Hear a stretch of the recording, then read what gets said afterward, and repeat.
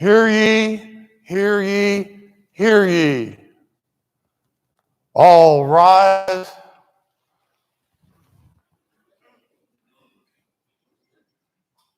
Be prepared to receive the Supreme Council of the 33rd and last degree of the ancient and accepted Scottish Rite of Freemasonry for the Southern jurisdiction of the United States of America, Mother Council of the world.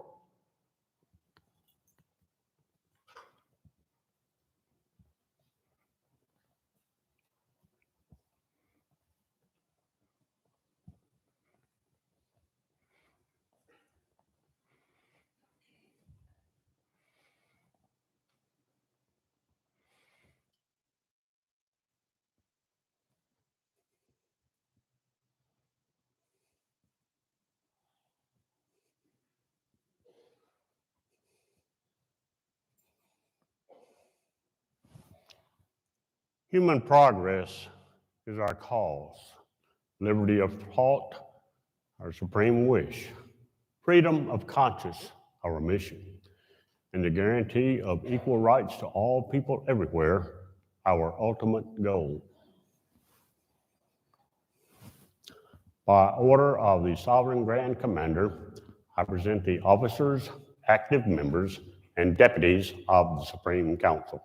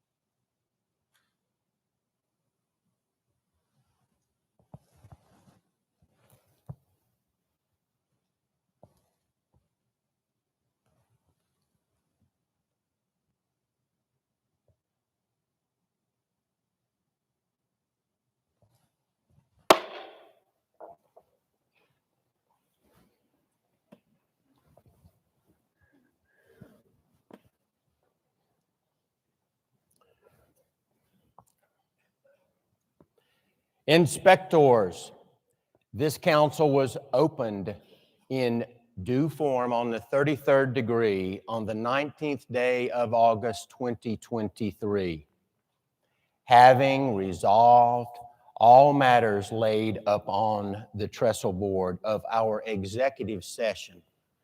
The council recessed here to once again gather for the purpose of convening our public session.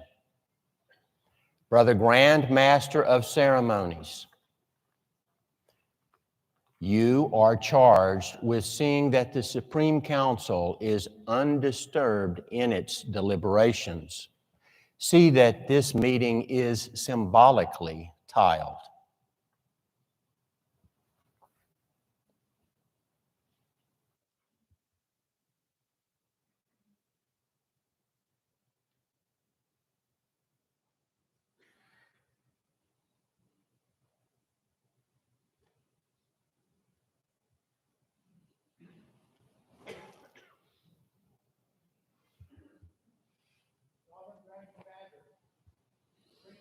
Is symbolically tiled.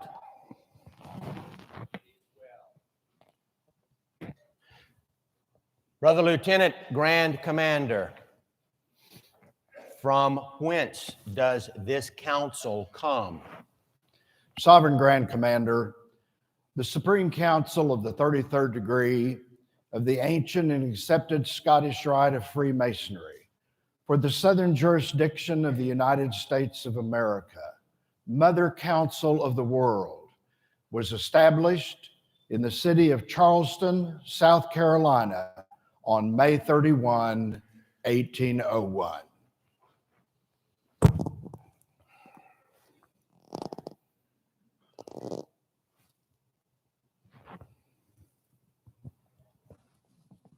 Brother Grand Prior,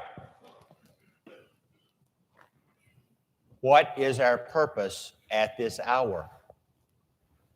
Sovereign Grand Commander, the brethren of our jurisdiction have labored well in the quarries for the past biennium and deserve to hear the reports of their good works and the work done on their behalf.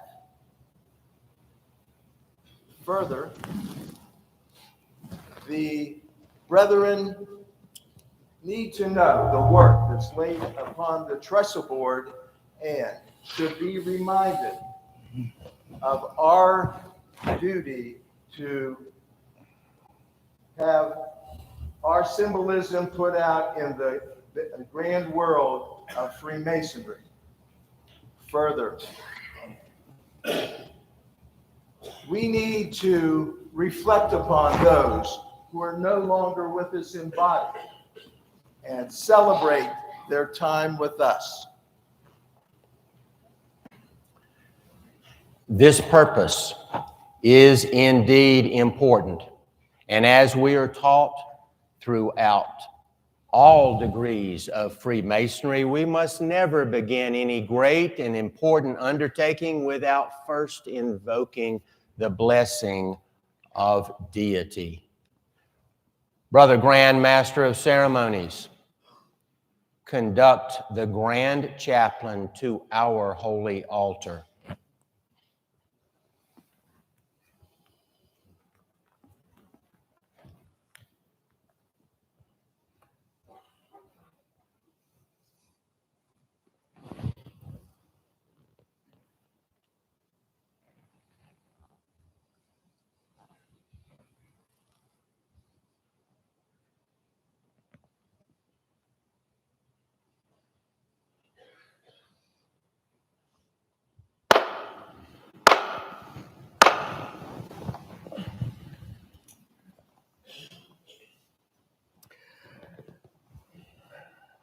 Thou Almighty, Supreme, Infinite, Father and Source of light and life, whom the wise of all nations and all ages have adored, endeavoring to express their imperfect conceptions of thee by many symbols, whereby the ignorant have continually been misled.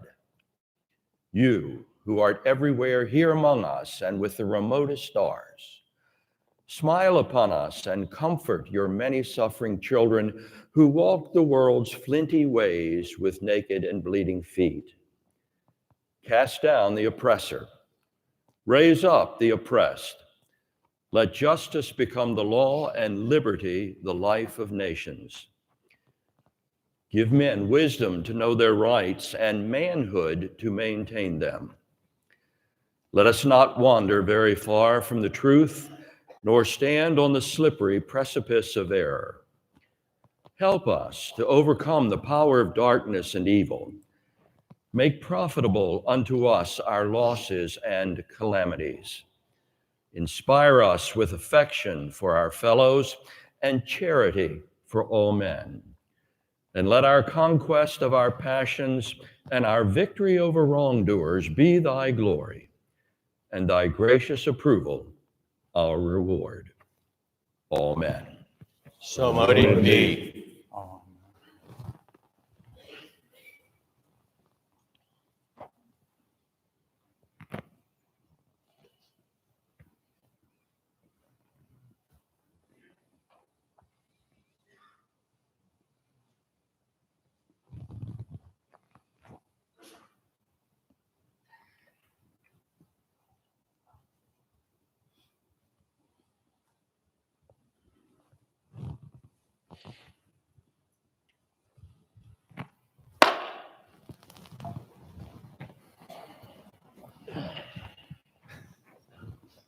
Oops.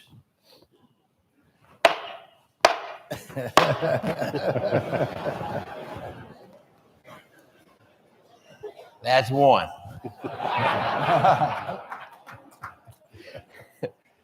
Thank you for again standing for the Pledge of Allegiance to the flag of our country, followed by the playing of the national anthem. The pledge will be led by illustrious William G. Sizemore II, 33rd degree, Grand Cross, Rear Admiral, retired U.S. Navy, followed by the anthem by Brother Maynard Edwards, 33rd degree elect from the Valley of Baltimore, Maryland.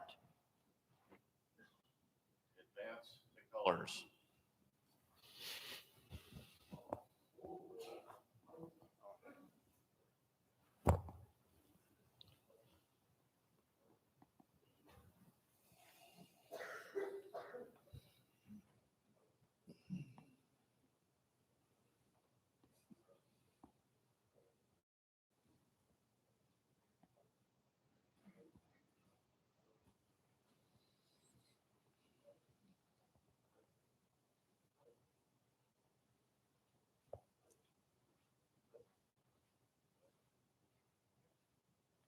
Colors. Hold. Colors. Present on. American citizens, please join me in pledging allegiance to the flag of our great nation. I Pledge allegiance to the flag of the United States of America and to the republic for which it stands, one nation under God, indivisible, with liberty and justice for all. Oh, say, can you see by the dawn's early light what so proudly we hailed at the twilight's last gleaming, whose broad stripes and bright stars through the perilous fight, all the ramparts we watched were so gallantly streaming, and the rocket's red glare, the bombs bursting in air, gave proof through the night that our flag was still there. Oh, say does that star-spangled banner yet wave o'er the land of the free and the home of the brave? Retire the colors.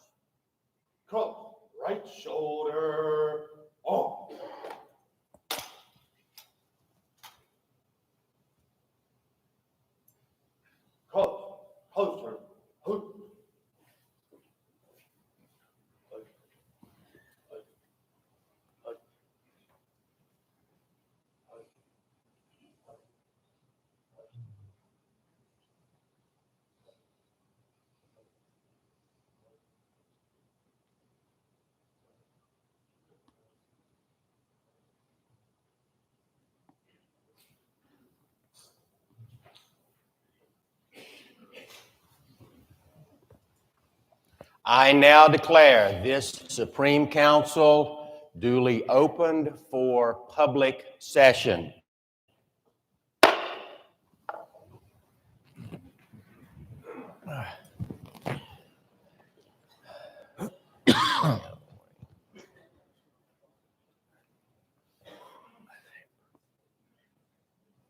Good morning. Good morning. I hope you feel as we do that it is great to be back together.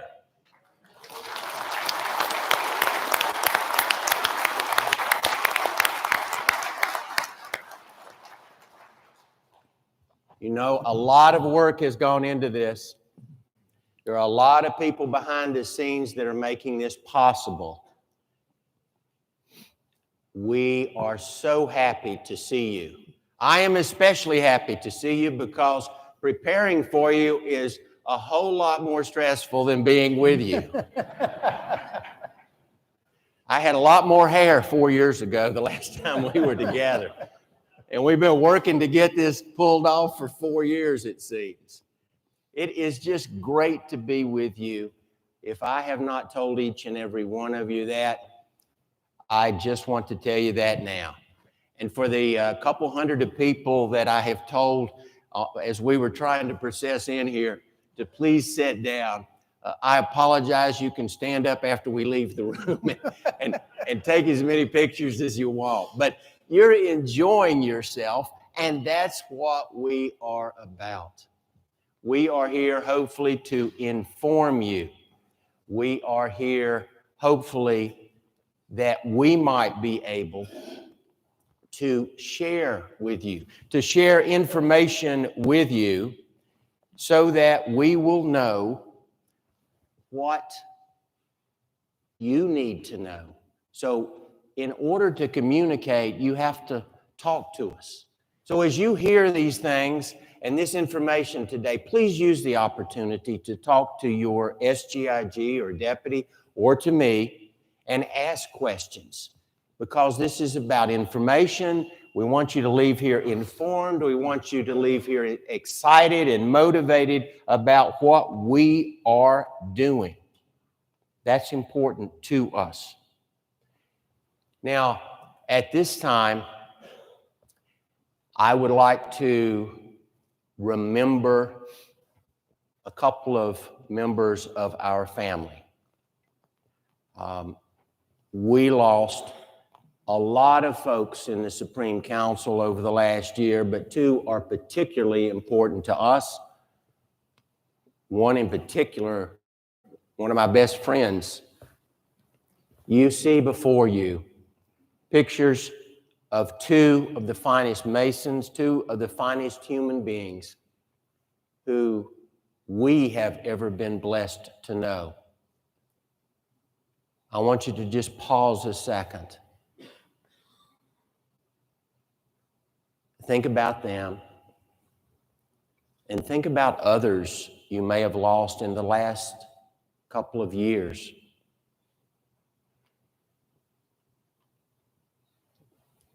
We are in this together so that when one of us passes from this earthly existence to the heavenly temple, it is a loss for us. But past the loss, those you have lost, and particularly these two fine, outstanding Masonic leaders, Mike and Rex, they would want you to also celebrate in the good memories and also to take it forward. They were certainly about living life to its fullest. God bless them, their memories, and God bless us as we carry on.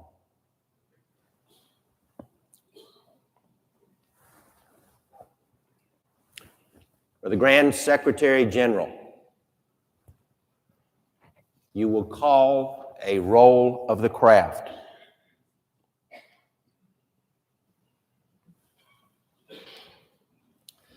James D. Cole. Present. Gary L. Sissel. Present.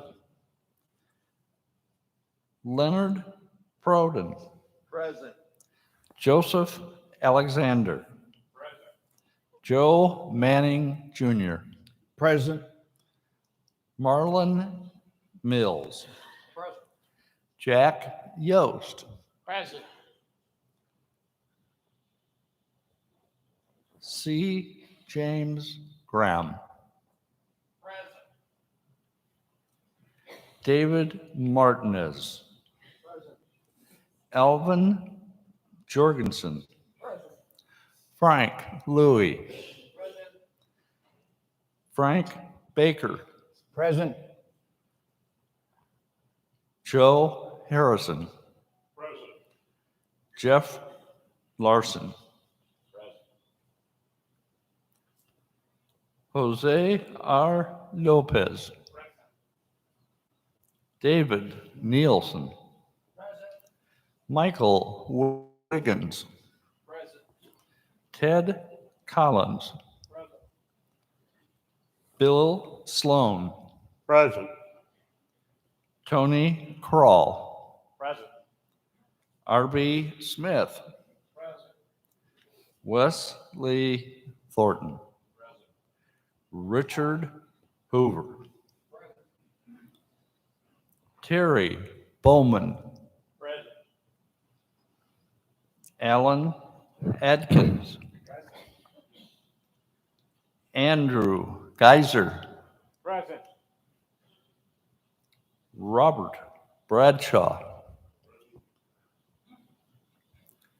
Arnold Gene Cobb Jr., Present. Daniel Wellendorf, Dale Sandstrom.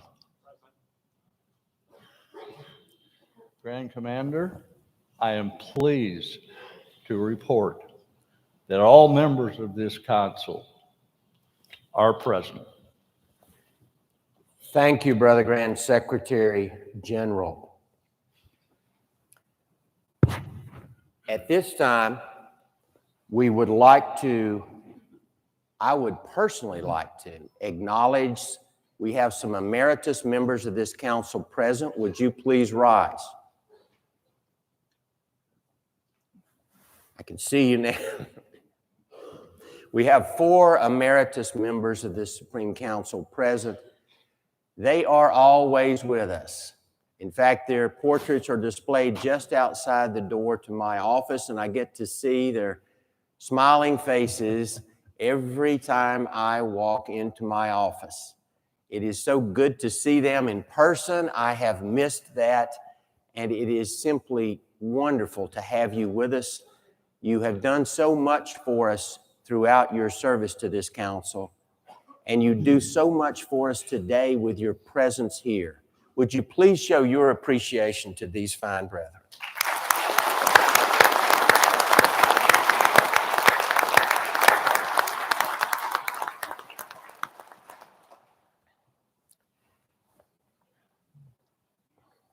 At this time, we are going to receive the custodians, as it were, of Freemasonry. We're going to receive the 29 Grand Masters representing the Grand Lodges throughout the region of the Southern Jurisdiction, United States of America. I'm going to make my way down to the floor as they get lined up, and I intend to greet each one of them. I will tell you, they are friends of this council, and we very much want them to know that we support them as well.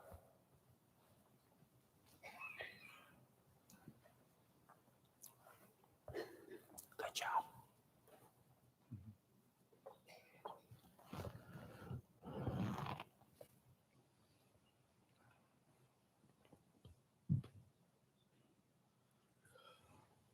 For the Grand Master of Ceremonies, you will present the Grand Masters of the Southern Jurisdiction.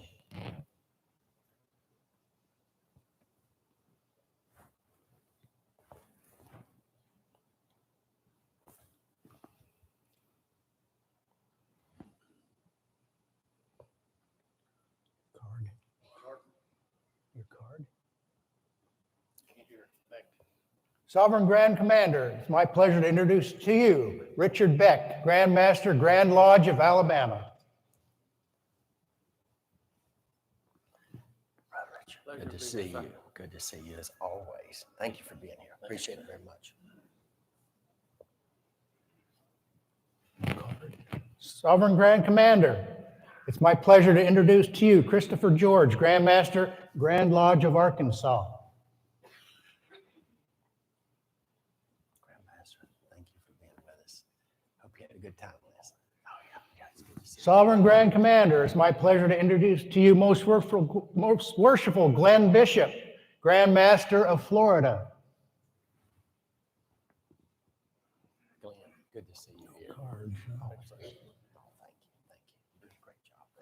Thank you. Sovereign Grand Commander, it's my pleasure to introduce to you Michael Kessler, Grand Master, Grand Lodge of Georgia.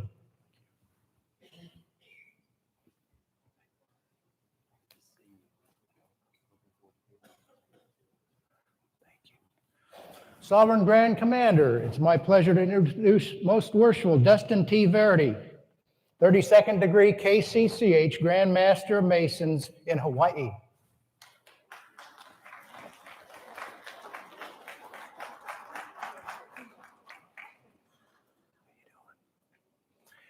Sovereign Grand Commander, it's my pleasure to introduce to you Most Worshipful H. Sherman Berger III, 32nd degree KCCH elect, Grand Master of Masons in the Grand Lodge of Idaho.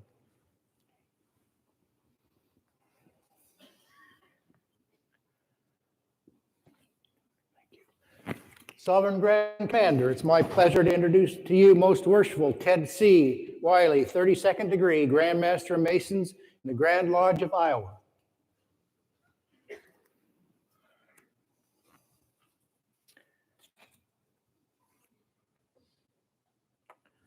Sovereign Grand Commander, it's my pleasure to introduce to you Most Worshipful E. Darren Wilson, 32nd degree KCCH, Grand Master of Masons in the Grand Lodge of Kentucky.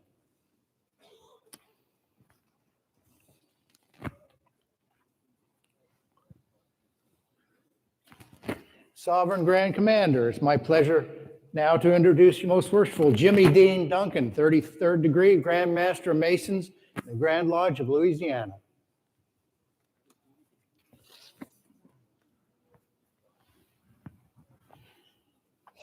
Sovereign Grand Commander, it's my pleasure to introduce Most Worshipful Frederick A. Spicer, 33rd degree Grand Cross, Grand Master of Masons in Grand Lodge of Maryland.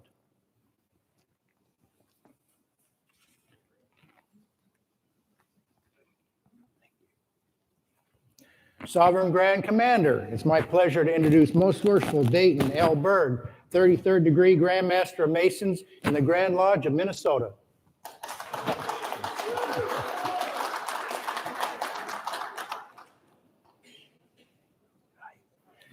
Most Worshipful Sovereign Grand Commander, Most Worshipful Stephen E. Yon, 33rd degree Grand Master Masons in the Grand Lodge of Mississippi.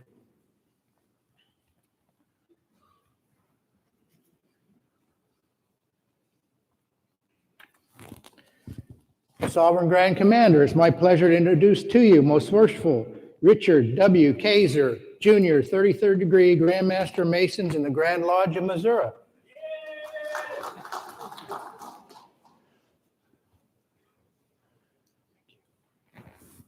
Sovereign Grand Commander, it's my pleasure to introduce Most Worshipful David A. Shantz, 32nd degree KCCH Grand Master of Masons in the Grand Lodge of Montana.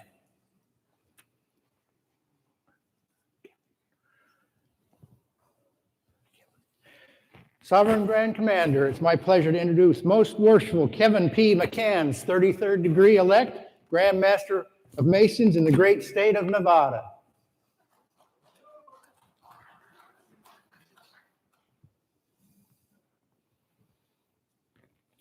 Sovereign Grand Commander, it's my pleasure to introduce Most Worshipful Thomas Schenk, 32nd degree Grand Master of Masons in Grand Lodge of New Mexico.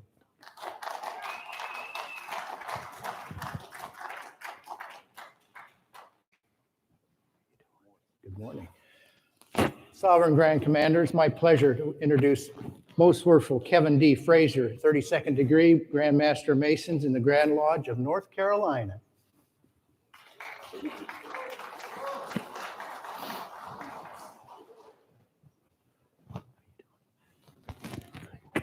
Sovereign Grand Commander, it's my great pleasure to introduce Most Worshipful Chad E. Keynes, 32nd degree KCCH Grand Master Masons in the Grand Lodge of North Dakota.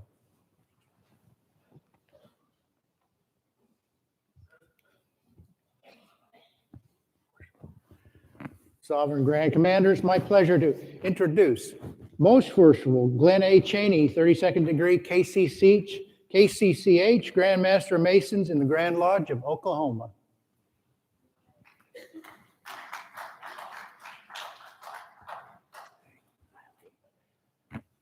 Sovereign Grand Commander, it's my pleasure to introduce Most Worshipful Craig A. Sipp, 32nd degree KCCH elect, Grand Master of Masons in Oregon.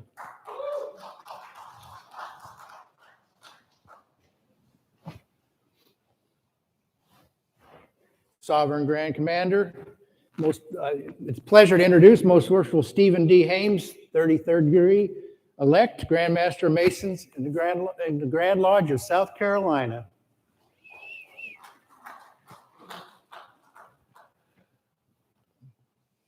Sovereign Grand Commander, it's my pleasure to introduce Most Worshipful Aaron F. Zahn, 32nd degree Grand Master of Masons in the Grand Lodge of South Dakota.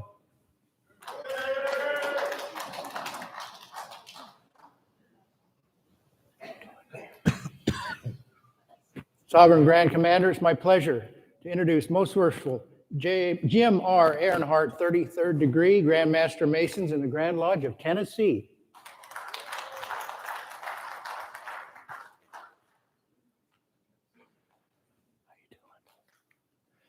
Sovereign Grand Commander, it's my pleasure to introduce Most Worshipful G. Glake Smith, 32nd degree KCCH Grand Master Masons in the Grand Lodge of Texas.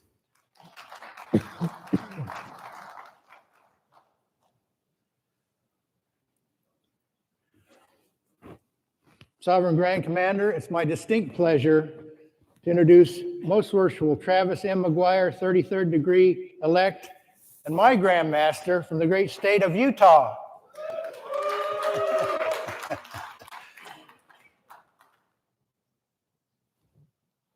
Sovereign Grand Commander, it's my pleasure to introduce to you Most Worshipful Donald E. Strail, 33rd degree elect, Grand Master Masons in the Grand Lodge of Virginia.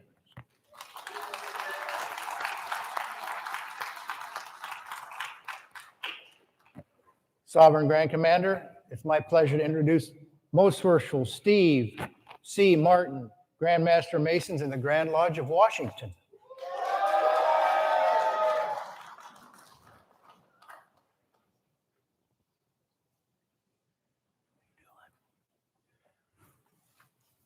Sovereign Grand Commander, it's my distinct pleasure to introduce to you Most Worshipful Annis F. Camara, 33rd degree elect Grand Master of Masons in the Grand Lodge of District of Columbia.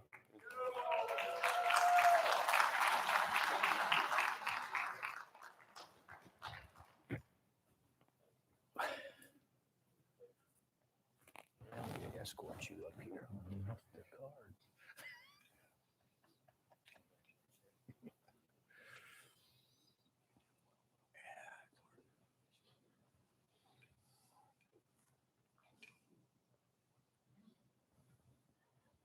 You just stay right here and I'll go out here in a second.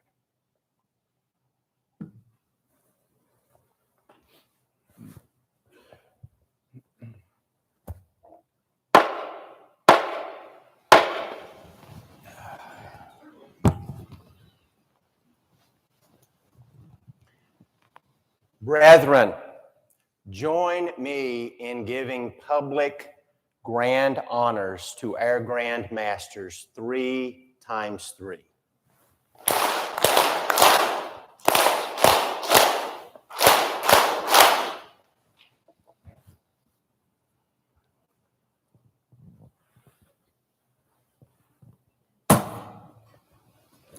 Thank you.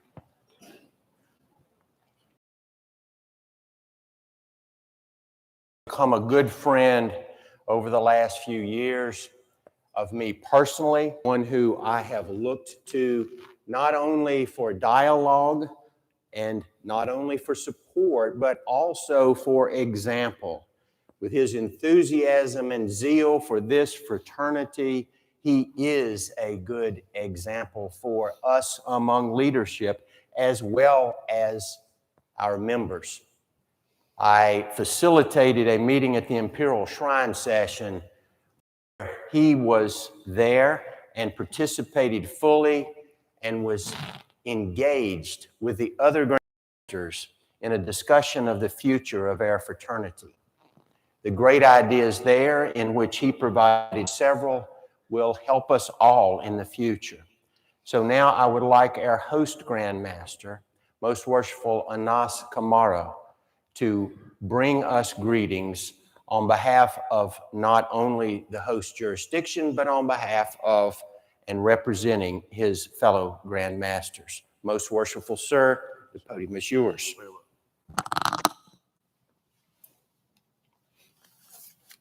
Good morning. Morning. Morning. What a joy and a privilege to stand here to address you this morning. Thank you, Grand Commander Corps, brethren and guests, together with our Sovereign Grand Inspector General, illustrious Brother Leonard Poden, past Grand Master, Washington, D.C., 2005. I would like to personally welcome you to our nation's capital, Washington, D.C. I did a little bit of research when writing my remarks this morning. And looking at the words of my predecessors who have welcomed this august body in the past, it seems they have dealt with earthquakes, full eclipse, and of course, our infamous Washington, D.C. heat and humidity. But as I stand here today, I am pleased to say nothing out of the ordinary is afoot. So a simple welcome is in order. In fact, my brethren, we are very proud of our relatively small jurisdiction, and we hope to show you the hospitality and love that we have for our visitors here. While the meeting of the Supreme Council are your primary reasons for being here, I truly hope you have the opportunity to sit in one of our amazing lodges as well. I would be remiss if I did not take this liberty and opportunity to thank the assembled Supreme Council for honoring me with the 33rd this biennial. I'm not sure I deserve it, but it is an incredible honor, and I am truly thankful for it. Please know that this recognition will only cause me to redouble my efforts in the quarries of Freemasonry. Thank you, illustrious brethren. But back to business, as they say. Again, on behalf of all Freemasons in this grand jurisdiction, it is my great privilege to welcome you to the District of Columbia. We wish you and this council every success in your business here.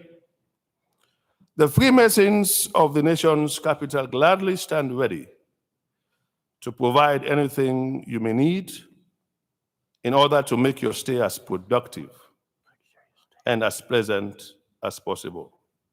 Thank you, my brethren, and God bless you. Thank you.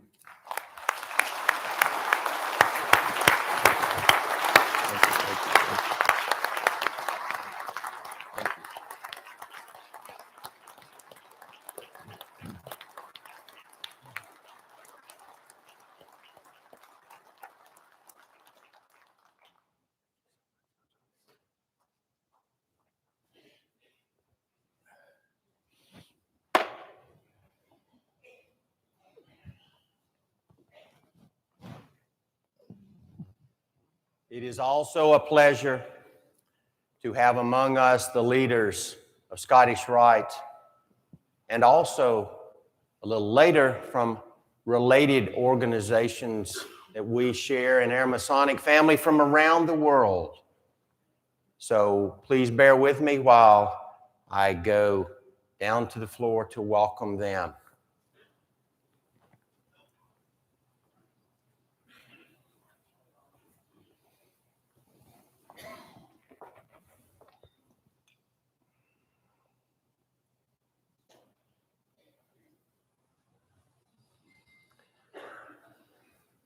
For the Grand Master of Ceremonies, you will introduce these wonderful guests.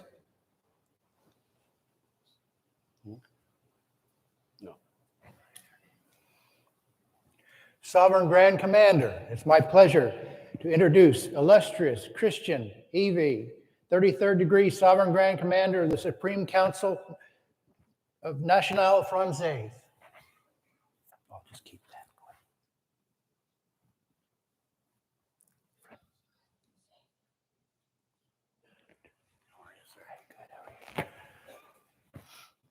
Sovereign Grand Commander, it's my distinct pleasure to introduce illustrious Brother Peter J. Samek, 33rd degree Sovereign Grand Commander of the USA Northern Masonic Jurisdiction.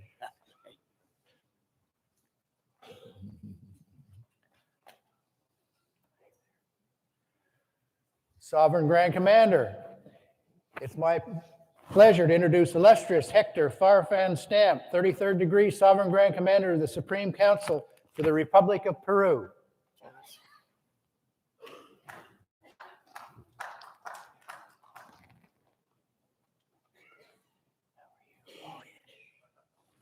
Sovereign Grand Commander, it's my pleasure to introduce Jorge Luis de Andrade Lins, 33rd degree Sovereign Grand Commander of the Supreme Council of the Federal Republic of Brazil. Yeah. Mm-hmm.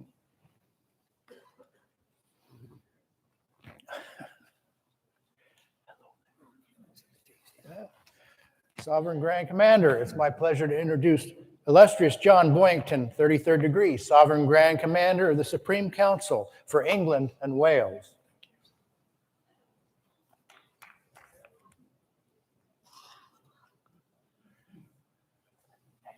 Sovereign Grand Commander, it's my pleasure to introduce Charles Woolridge Gordon, 33rd degree Sovereign Grand Commander of the Supreme Council for Scotland.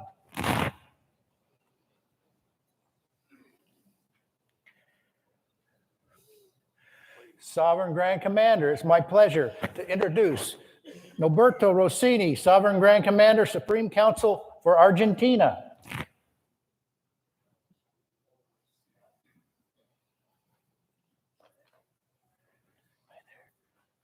Sovereign Grand Commander, it's my pleasure to introduce illustrious Juan M. Villatierra, 33rd degree Sovereign Grand Commander of the Supreme Council of Mexico.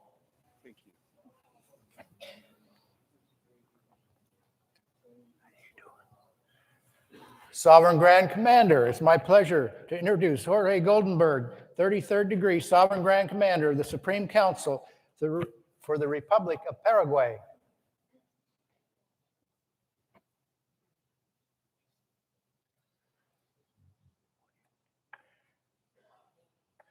Sovereign Grand Commander, it's my pleasure to introduce Emmanuel Gerakioos, 33rd degree Sovereign Grand Commander of the Supreme Council for Greece.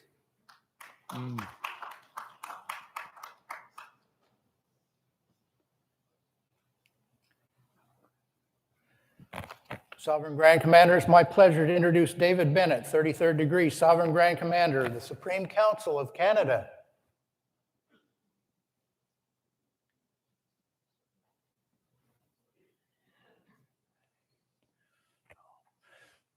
Sovereign Grand Commander, it's my supreme pleasure to introduce to you illustrious Melvin J. Belsmore, 33rd degree Sovereign Grand Commander of the United Supreme Council, Prince Hall Affiliation, Northern Jurisdiction.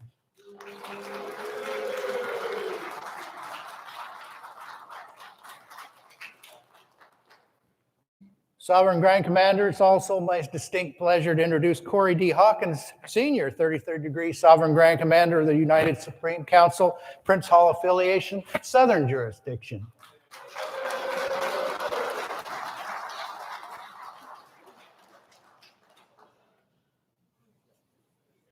Sovereign Grand Commander, it's my pleasure to introduce Walter Zingel, 33rd degree, Sovereign Grand Commander of the Supreme Council for Austria.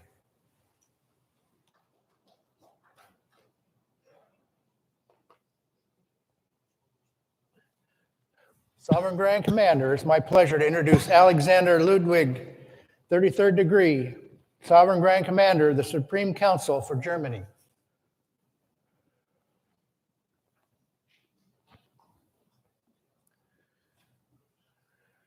Sovereign Grand Commander, it's my pleasure to introduce Juan Carlos Villaseca Gonzalez, Sovereign Grand Commander, Supreme Council for Bolivia.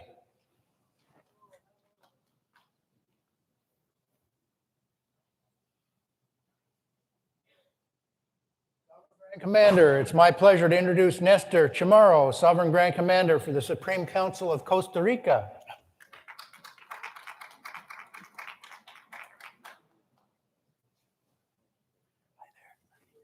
Sovereign Grand Commander, it's my pleasure to introduce Jackie Ashton, Sovereign Grand Commander, Supreme Council for Israel.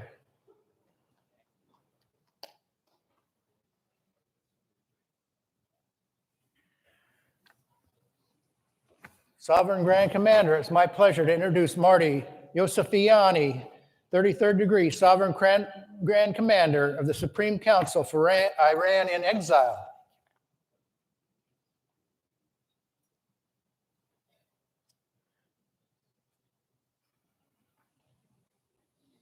Sovereign Grand Commander, it's my pleasure to introduce illustrious Yuri Matus, 33rd degree, Sovereign Grand Commander of the Supreme Council for the Czech Republic.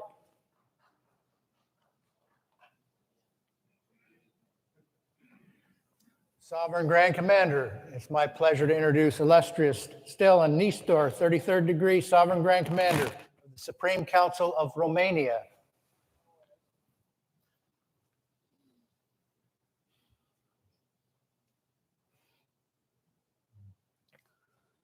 Sovereign Grand Commander, it's my pleasure to introduce Assad Basit, 33rd degree, Sovereign Grand Commander of the Supreme Council of the Ivory Coast.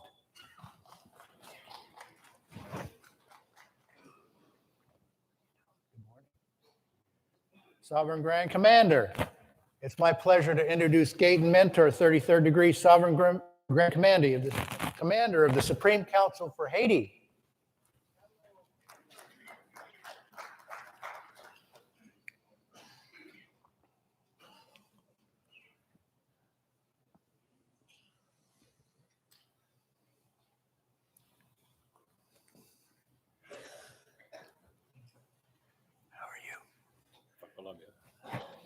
Sovereign Grand Commander, it's my pleasure to introduce Jose Guillermo Orcozo Alvarez, Sovereign Grand Commander, Colombian Supreme Council, 33rd degree.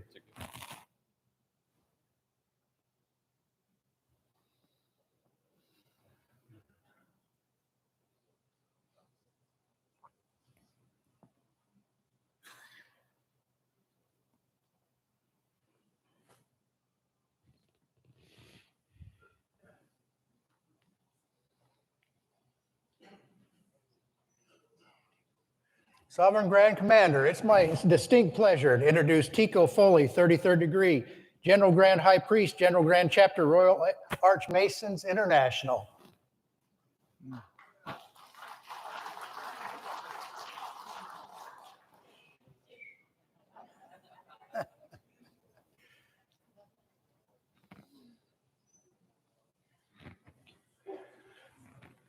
Sovereign Grand Commander, it's my pleasure to introduce Bill Snyder, 33rd degree, most puissant General Grand Master, General Grand Council, Cryptic Masons International.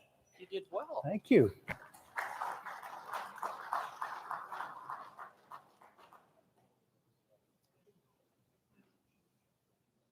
Commander, it's my pleasure to introduce illustrious David Cussman, 33rd degree, most eminent Grand Master, Grand Encampment Knights Templar.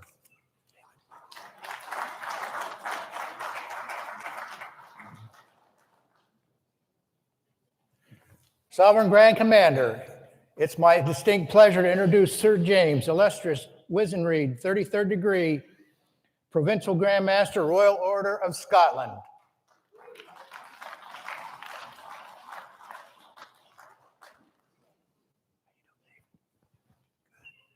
Sovereign Grand Commander, it's my pleasure to introduce David Goodwin, Most Illustrious Grand Sovereign, United Grand Imperial Council, Red Cross of Constantine.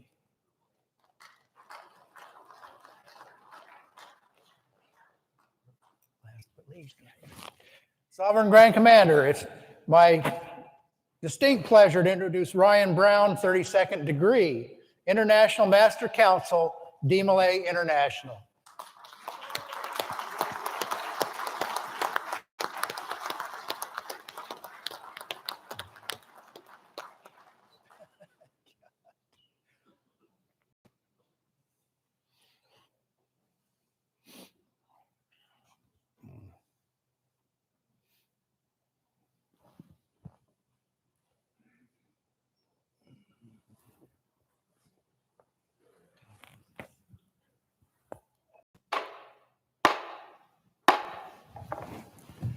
Please join me in a round of applause for all of our great friends that have joined us.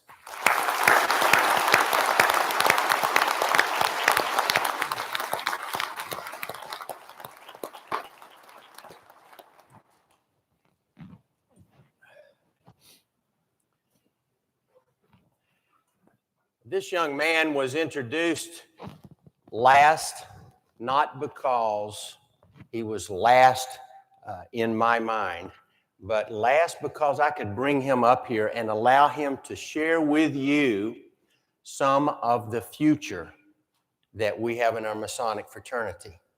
I was present when he was installed in Cincinnati a few weeks ago as the International Master Counselor for Demolay International, an organization. We have several of members here of the International Supreme Council. Would the active and honorary and deputy members of the International Supreme Council please stand at your places for Demolay International Supreme Council? And I join you as an honorary member as well. Thank you. Thank you for your service. You know, it's always a decision point for the Grand Commander. Who's going to speak for these other groups? We have a host Grand Master, and he set the bar pretty high for you here, I'll tell you that. But we have a host Grand Master who spoke for our Grand Masters. But what do you do for everyone else? Who can represent the thoughts and ideas, the goals, the strategies, the motivation, the zeal for the fraternity, and having been present with this young man at his installation and for that weekend, I can tell you the decision was a lot easier having been there. So at this time, Ryan, would you please bring us some thoughts? Thank you.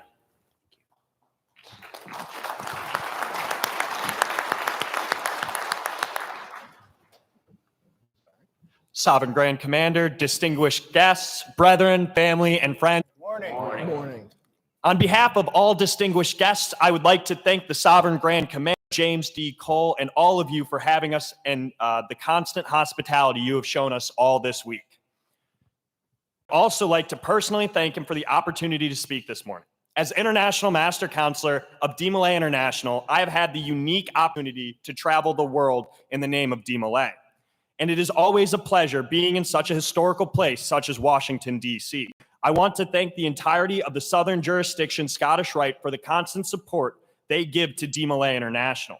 More specifically, for sponsoring our representative Demolay International competition and every year at our international sessions. And also more recently, which you guys saw a promo for earlier today, for producing an audiobook about Hi Dad, about our founder, Frank Sherman Land. Frank S. Land was a prominent Scottish Rite Mason and even based a lot of Demolay off of the Southern Jurisdiction Scottish Rite. I would like to leave you all with this quote: when you help someone, you help everyone. Thank you.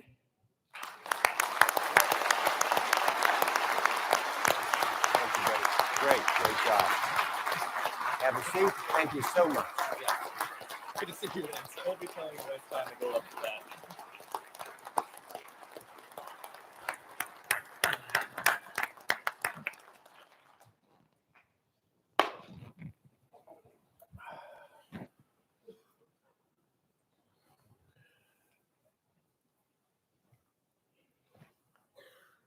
Obviously, our future is in great hands.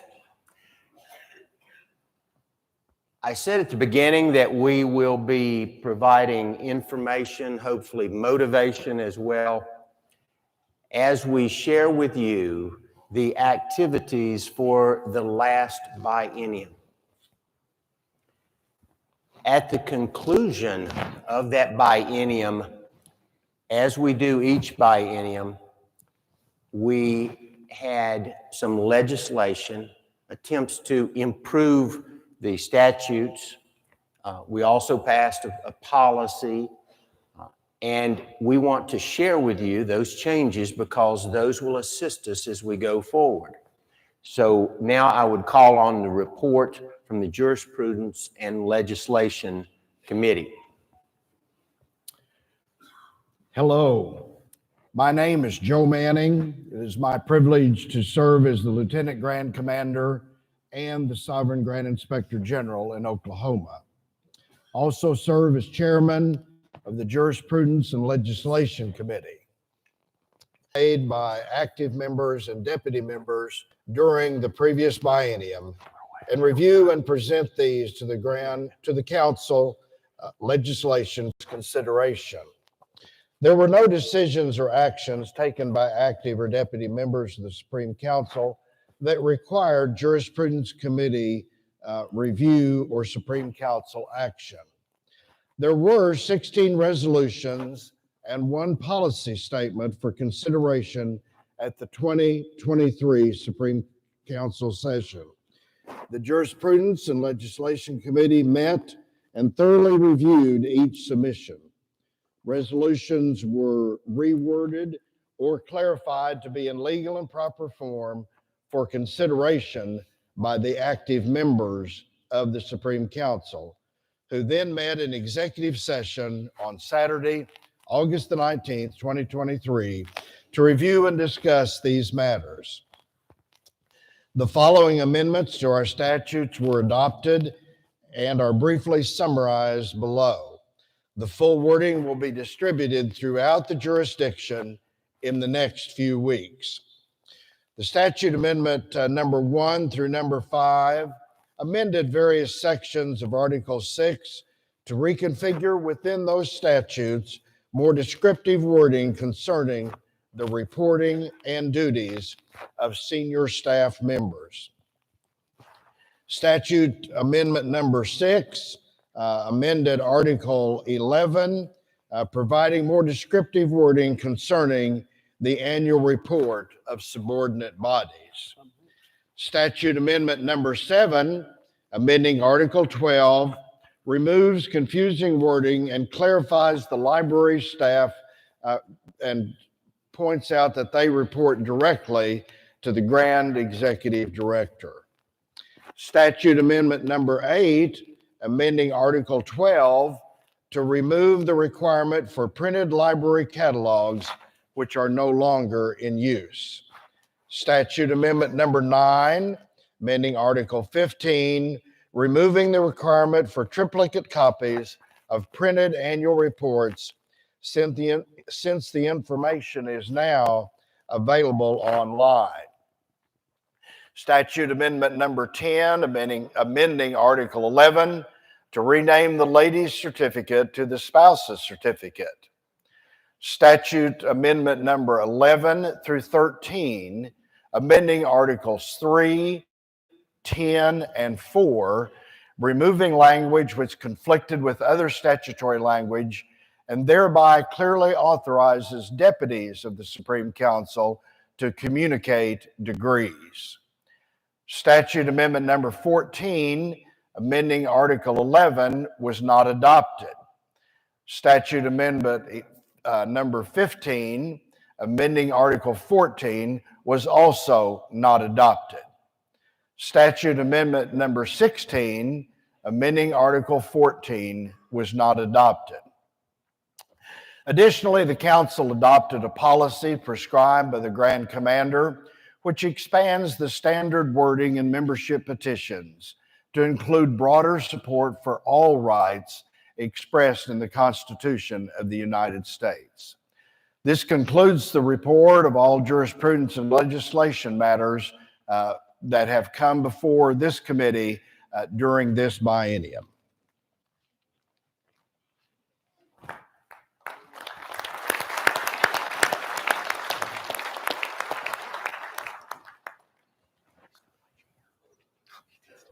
And now I would ask that you would attend to the monitors and the screens as we acknowledge our new emeriti members.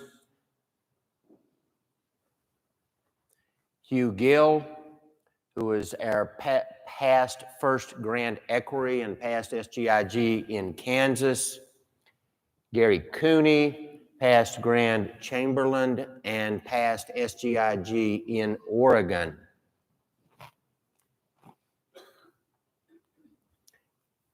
We've had the opportunity to have several deputies join us. It's been my privilege to appoint several deputies this biennium.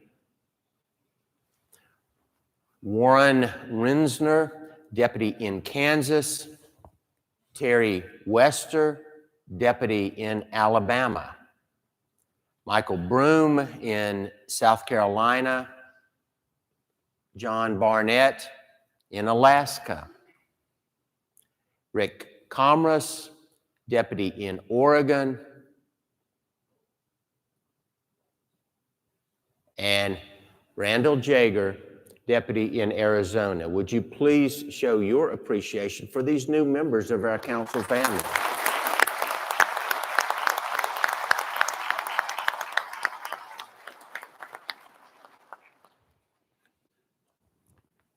You know, one of the important duties of this Supreme Council is to assist our valleys in membership efforts, to assist them to not only reach out to new members, to bring in new members, but to engage the members that we have and to re-energize those already on our rolls. Membership services, therefore, is of primary concern to us. So at this time, let us hear the report from this committee. Good morning. I am Bill Sloan. I have the pleasure of serving as the Grand Herald, Sovereign Grand Inspector General in Mississippi, and Chairman of the Membership Committee. The committee continues to focus on restoration, initiation, and engagement as we endeavor to modernize every aspect of our membership experience, from our online petitions to our educational offerings and our multimedia content. The 60 valleys using online petitions are reporting great success. The petitions are customized for each valley and handle online initiation fees and connect directly to the Sentinel membership database, thereby lessening the work of our secretaries and increasing the accuracy of our database. The Master Craftsman Online College provides Masonic education and leadership training to Scottish Rite leaders and officers. The MCOC uses both multimedia and traditional content in courses that can be managed and tracked inside a proprietary system similar to online learning systems used by colleges and universities. The Scottish Rite Zoom program continues to provide support for Orients, Valleys, Grand Lodges, Demolay, and various Masonic entities. The system is utilized by 238 individual users on the main account and 54 users on the HIPAA-compliant Rite Care accounts. The water cooler discussions have proven to be very popular with Valley leaders, as they provide specific training on various topics and strengthen relationships with downstream stakeholders. Under the direction of the Grand Commander, the committee is developing a number of membership initiatives in coordination with a Northern Masonic jurisdiction, which should yield positive results for brethren in both of our jurisdictions. VMAP, our primary member engagement tool, has been redesigned by the VMAP Advisory Board for 2023 to be scalable for valleys regardless of size. We have also developed 2 new programs which will be rolled out in the coming months. First, the reinstatement plan is an initiative that encourages all valleys to restore lost members. And second, the NPD USPS outreach, which is an initiative to reach out to suspended members for non-payment of dues who are younger than 65 years of age and have good USPS addresses, but no email addresses. Our surveys report that our efforts are yielding positive results.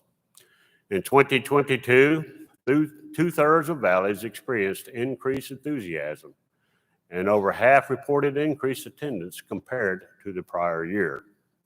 On behalf of the entire membership committee, I would like to thank the Supreme Council for its continued support of our committee's efforts to balance innovation with tradition and to grow and strengthen our beloved fraternity further into this century and beyond.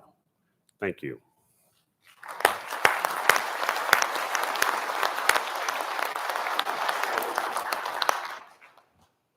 As you can see, we're working with earnest effort for our members and for our future and to support our valleys where so much of the work goes on, and we all appreciate that. Now, as I mentioned at the beginning, we are here to inform, and one of the things that you learn in the education process is that sometimes you can listen to speeches, but sometimes it might be nice to have a video or two for some audiovisual assistance and support.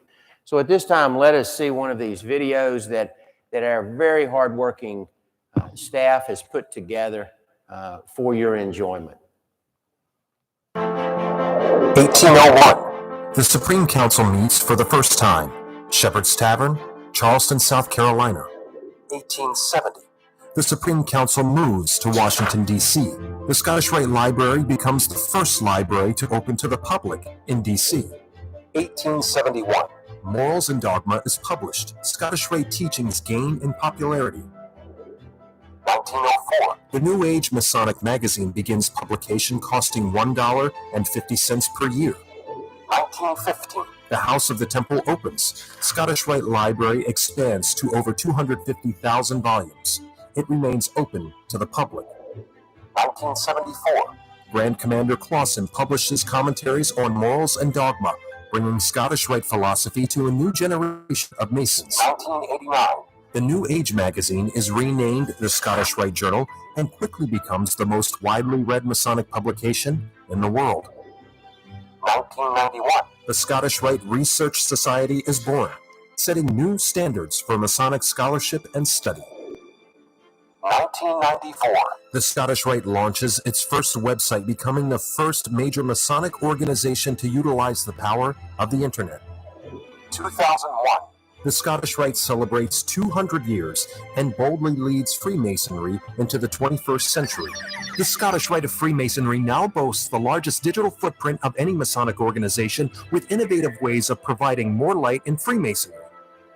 The Master Craftsman Online College, audiobooks, Kindle books, online and audio versions of the Scottish Rite Journal, live streaming major Masonic events, a partnership with Zoom, an incredible library of podcasts, and the largest YouTube channel of any official Masonic organization.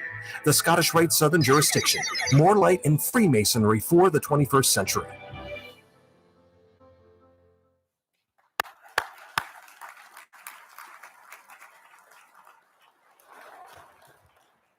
Now you see why it is so easy to work with some of these talented experts. To put something together like that, it boggles the mind. I have difficulty putting a 2-slide PowerPoint presentation together, and they do such wonderful work.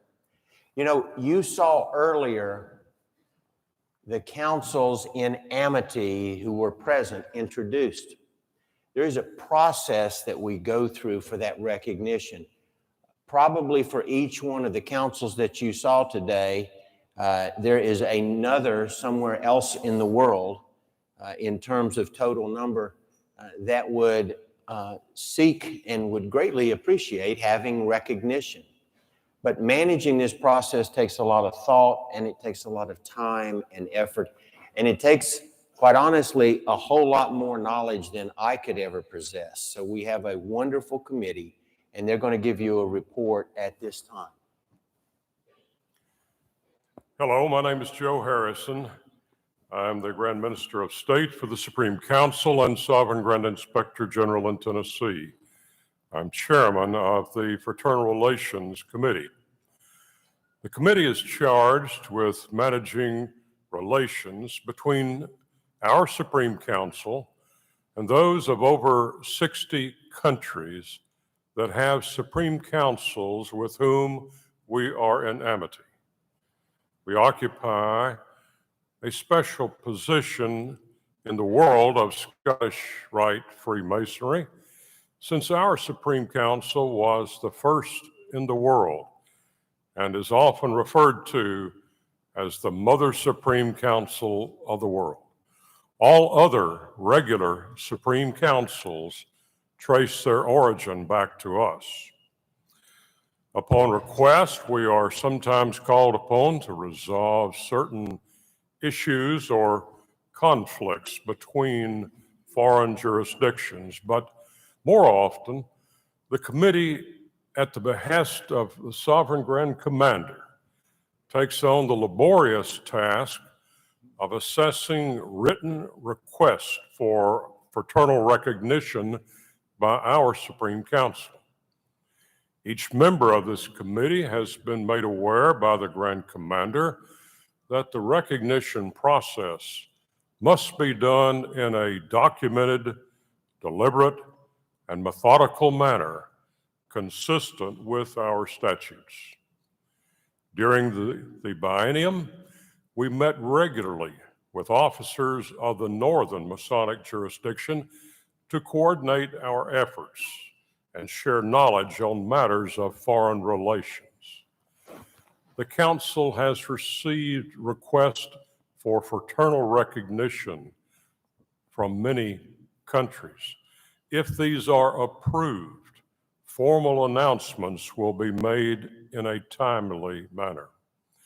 Of special note during this biennium was the September 7, 2022 Statement of Unity signing event, live streamed to the world from the House of the Temple. Having all four Grand Commanders of the United States in the Temple's atrium, where they signed an official document pledging to move beyond recognition, was monumental. As Grand Commander Cole said on that day, recognition is external, unity is internal. To that end, he and his brother Grand Commanders have worked tirelessly to ensure the concept of unity extends beyond our borders to wherever Scottish Rite Freemasonry abounds. To date, the Supreme Councils of Argentina, Brazil, Canada, Chile, Mexico have officially recognized the Northern and Southern United Supreme Councils, Prince Hall affiliated. The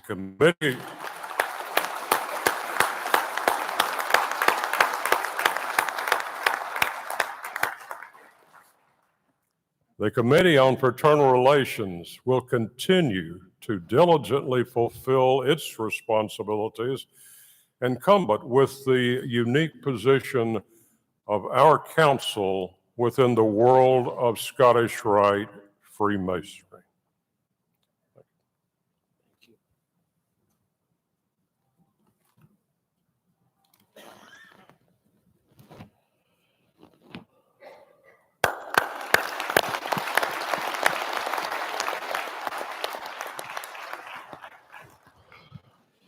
Thank you, sir.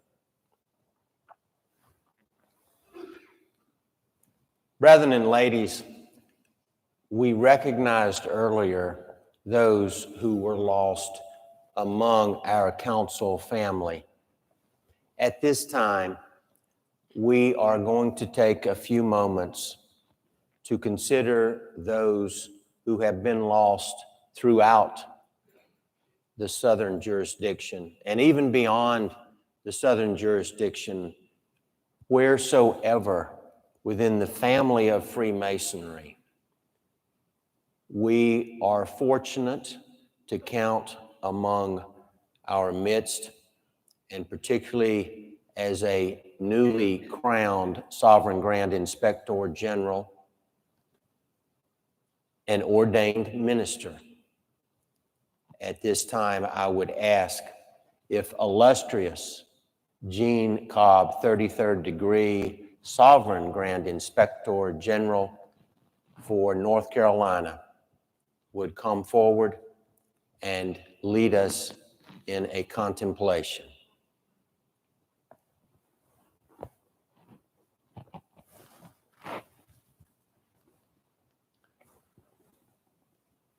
Our entire life is a journey. It used to be for me that I put on a black robe every Sunday morning.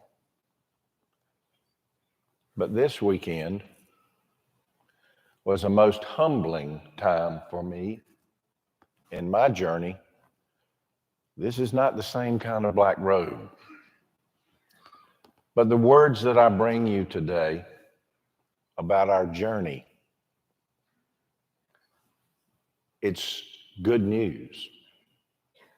When we were young, do you remember going on family vacations? Do you remember when you were a child asking your parents, how much further? How much further? And the older you got, the less you asked that question. Because you knew the older you got, the closer you were getting to where you were supposed to be. Well,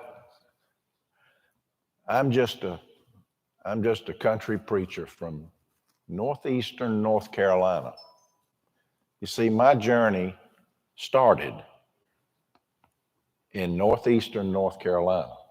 And it never really left when we went on those family vacations, because we would go from Halifax to Kill Devil Hills. And if you've ever been down Highway 158, you know that when you get into Currituck County, you have to go across the Wright Brothers Memorial Bridge, 2.8 miles over the Sound before you get to your destination. You have to cross that bridge, and you have to get across that bridge of life and excitement, because you're getting ready to go on vacation, but at the end of the week, you've got to come back over that same bridge of life.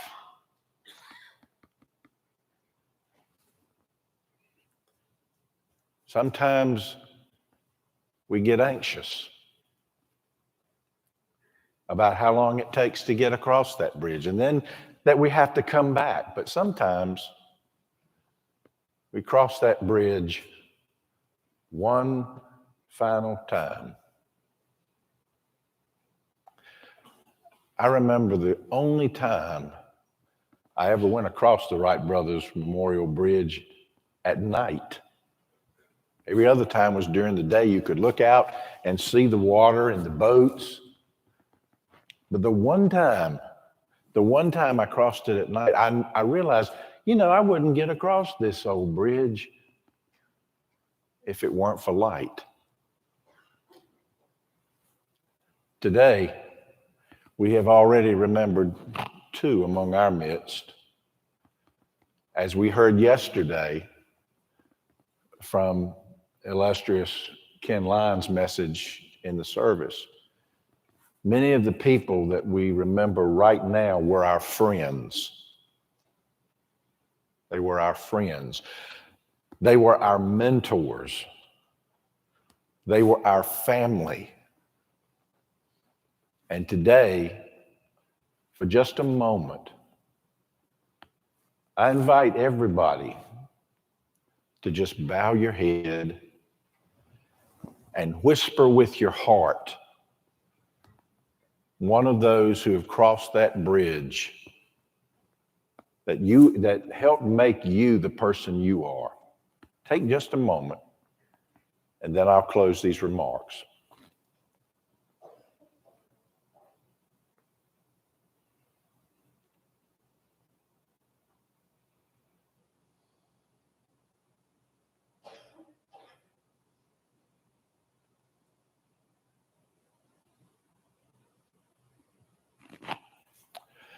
You know, there was a certain Grand Master in North Carolina who encouraged all of us during his year to remember our stories and to share our stories and not be afraid to share the stories of who we were and who helped make us what we are. And you just did that in a way and manner that the supreme architect of the universe could hear it. So what I want you to take, along with anything else good you can from this message today, is this. Great things begin in the northeast corner.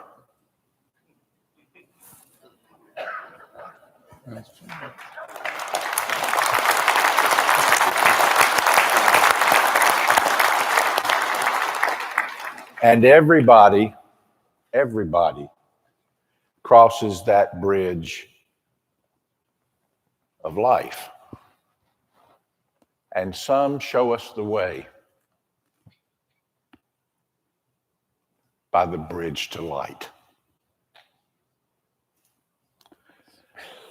May the blessings of our loving God hold each and every one of us in the palm of his hand and enable us to go forth from this place knowing that this Masonic family is not only blessed,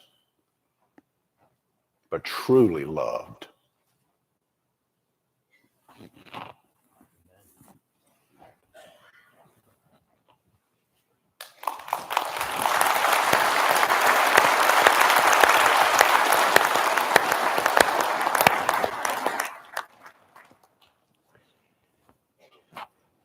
As we contemplate journeys in life, one of the things that we do as Scottish Rite Masons is to assist those who are at the beginning stages of their journey. We do so in one way by providing scholarships to many young future leaders of this world. So let us hear a little bit about that scholarship effort. Good morning. Good morning. I am Joe Alexander, Sovereign Grand Inspector General in Idaho and Chairman of the Scholarship Committee.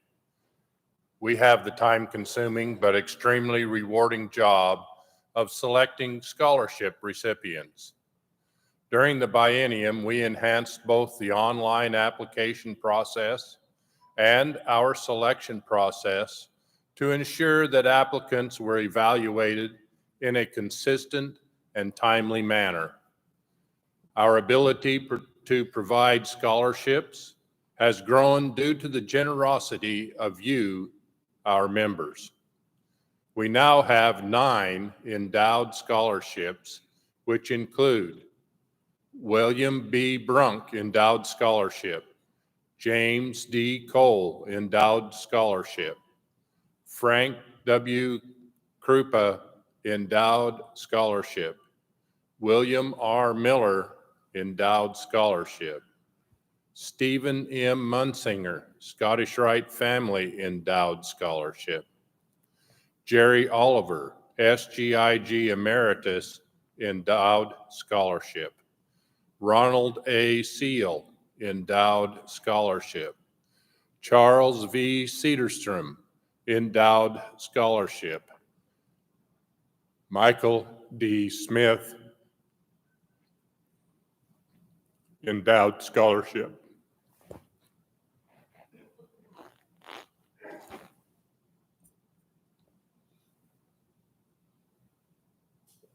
Additionally, the 7 annual scholarships include Marianne Cole,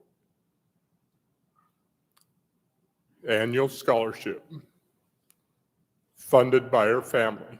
Excuse me.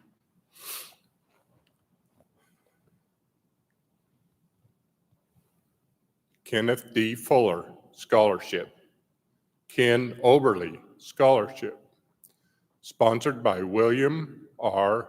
Singleton Hope, Lebanon Lodge, number 7. Say that 3 times fast. Rite Care Scottish Rite Childhood Language Program Scholarship. Scottish Rite Scholarships at Texas A&M. Nan and William Brownie Slagle Scholarship at Indiana University.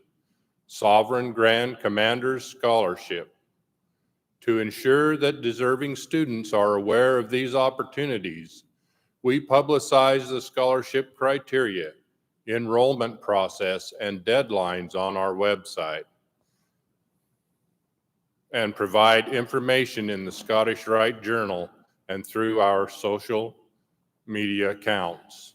In 2022, from the Supreme Council's National Foundation, we awarded $110,865 in total scholarships.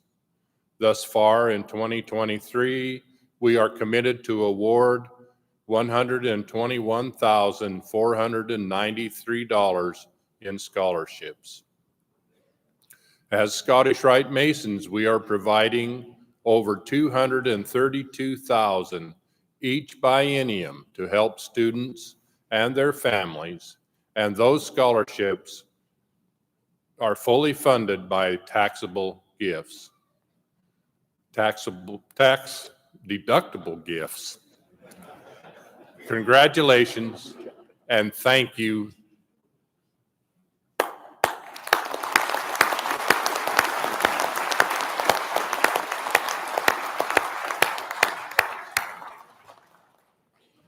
So you are a part of an organization providing almost $250,000 per year. And the source for that is you as well. The source for that are the gifts that you have contributed. We should be very proud of this effort to assist our young people. Now, at this time, I would like to acknowledge some folks that have received some new clothing articles. Would the newly elected and crowned Sovereign Grand Inspectors General stand and take one step forward, please? I hope you know who you are.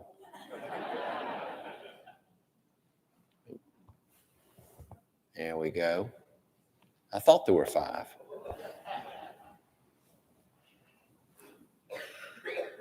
So I'm trying to see where they are here. Okay. You should come up here and try to sit with these spotlights. Okay, let's start on the screen again there, Elizabeth. I apologize. First of all, illustrious Andrew Geiser, 33rd degree, our new SGIG in Hawaii and Guam.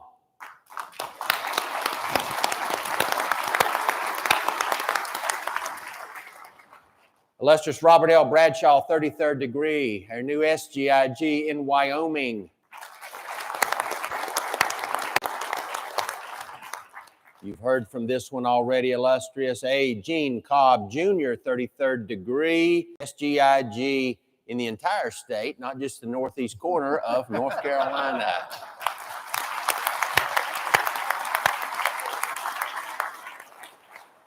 Illustrious Daniel J. Wellendorf, 33rd degree, the SGIG now in Nebraska.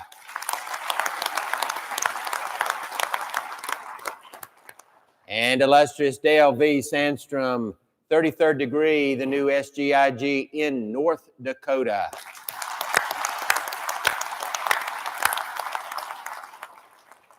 Thank you, sirs. Welcome to your next chapter in your Masonic journey. Please be seated.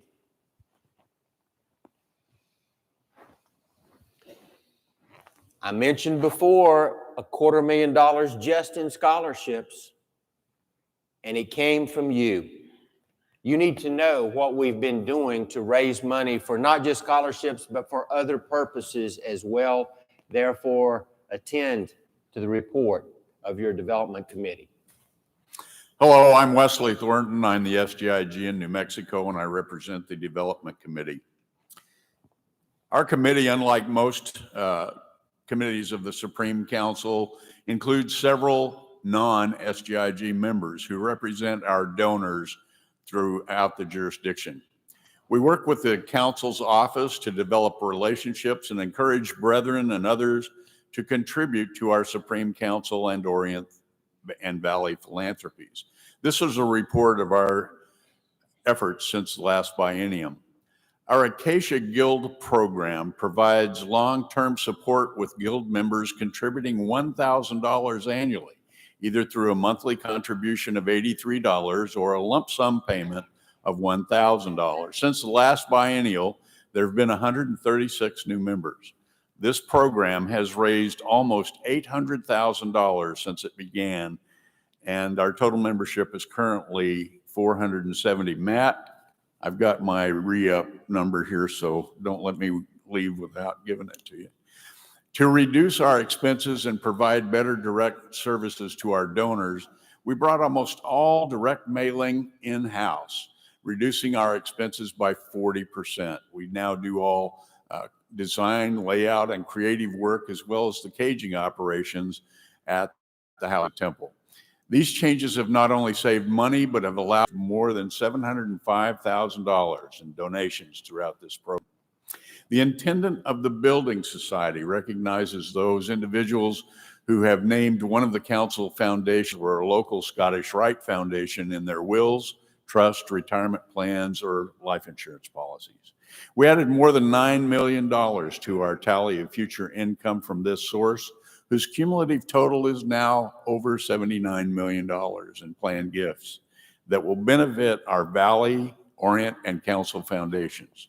We have created 2 new scholarship programs, endowed and annual. These allow us to offer the donors the opportunity to name either a permanently endowed or annual scholarship. The endowed scholarships require a minimum contribution of $50,000, which will provide $1,000 in scholarships the first year and $2,000 thereafter, increasing over time for inflation. These scholarships may be named in honor of a living or deceased person or entity and may include restrictions, such as college major, university attended, and so forth. Since the last biennium, $450,000 was raised, creating 6 new endowed scholarships to honor illustrious James D. Cole, Sovereign Grand Commander, illustrious Frank Krupa, 33rd degree, illustrious William R. Miller, 33rd degree, SGIG Emeritus, illustrious Stephen Munsinger, 33rd degree, SGIG Emeritus in Colorado, Jerry Oliver, SGIG Emeritus in Minnesota, and Charles V. Setterstrom, 33rd degree, SGIG Emeritus in Nebraska. Annual requirements for the scholarships, for annual scholarships, require a contribution of $1,000 and may be similarly donor restricted. We currently have funded 10 annual scholarships and will continue to grow these scholarship programs. We expect to add at least 3 new endowments next year. In addition, we implemented a new program entitled Free Will in April of 2022. This enables Scottish Rite Masons, their spouses, and other supporters to create a legal will in all 50 states.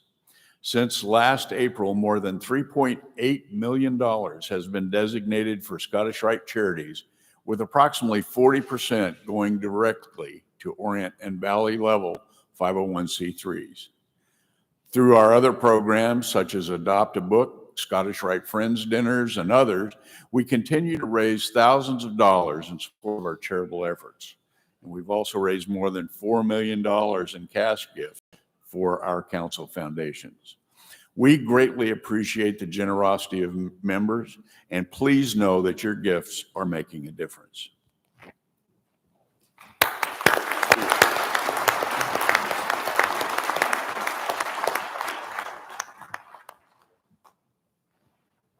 Thank you very much.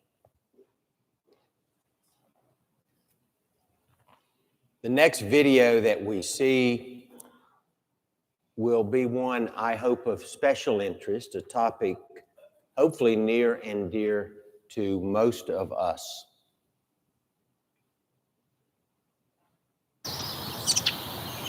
I looked around me and I thought about the good men that I knew, the good men that I wanted to be like, and I realized they all had one thing in common, and that's that they wore a certain ring. I became a Freemason because my father was a Freemason, so it's part of my family legacy. But I remember him saying, think of the name Masons, it means builders. That as a young man growing up, I knew that men who were my role models at church were Freemasons.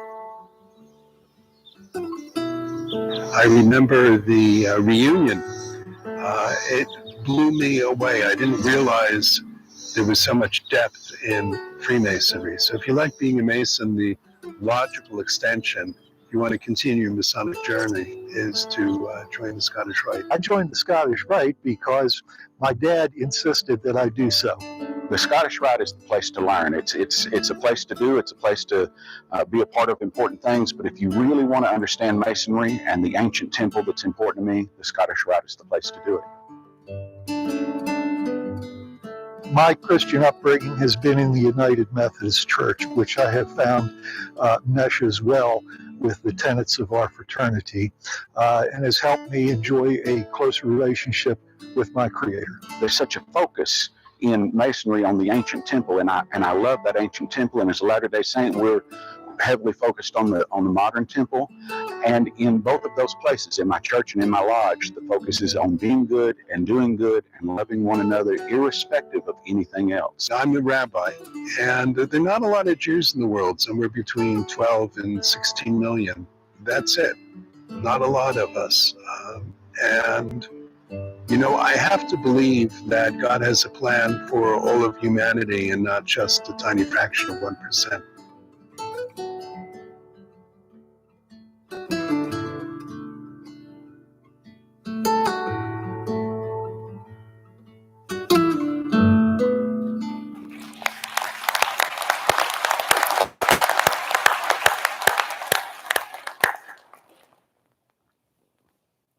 Wonderful, wonderful work. You know, you entrust this council with not only your time as a member and your attention, your zeal, your motivation, but you entrust this council with your financial resources. You have heard about the money we raise and the money we spend, so I think it is always important to hear how our finances are being safeguarded. So with that, attend to the Finance Committee's presentation. Good morning. Morning. I'm Jeff Larson, Grand Treasurer General, SGIG in South Dakota, and Chairman of the Finance Committee. We meet quarterly to review the investments and internal financial statements of the Supreme Council, Scottish Rite Foundation, and the House of the Temple. Annually, the financial records of each of these three legal entities are audited by an independent CPA firm. The audit reports, including any recommendations for improving internal controls, are forwarded to the Council's Audit Committee, where they are reviewed independently. The Audit Committee then shares the audit reports, along with the IRS Form 990s, with the rest of the Council. All required IRS forms have been filed in a timely manner, and the three entities retain their tax-exempt status. Our independent CPAs have not expressed any concerns related to our financial controls. The Supreme Council, Scottish Rite Foundation, and the House of the Temple have combined investment portfolios valued at $53.3 million as of December 31st, 2022. Total returns for the entities averaged a loss of 14% in 2022, compared to the S&P 500 index loss of 18%. So far in 2023, our returns are up 6% for the first part of 2023. It is important to understand that the three legal entities operate under separate budgets. The Supreme Council has a budget for the 2022-2023 biennium of $10.2 million. We expect to increase that budget by $400,000, or just under 4% in the new biennium. Basically an inflationary increase, but spread over the 2 years of the biennium. The House of the Temple budget for the 2022-2023 biennium is $6.1 million. We expect to reduce that budget by almost $320,000 in the new biennium due to staff restructuring and cost-saving initiatives. The Scottish Rite Foundation budget for the 2022-2023 biennium is $3.65 million. We expect to increase that budget by about $900,000 in the new biennium due to increasing support from the foundation to the House of the Temple. Although the pandemic certainly affected our initiation fee revenue, the Supreme Council has exceeded budgeted revenues. The Supreme Council exceeded budgeted expenses due to the paying of 1/2 of the increase in the cost of property insurance for the valleys in 2022, and due to contributions made to the House of the Temple from the ground lease payments received by the Supreme Council, which were not expected to begin until later in the biennium. The Scottish Rite Foundation has exceeded total budgeted revenue, exceeded budgeted contributions, and is below budgeted operating expenses.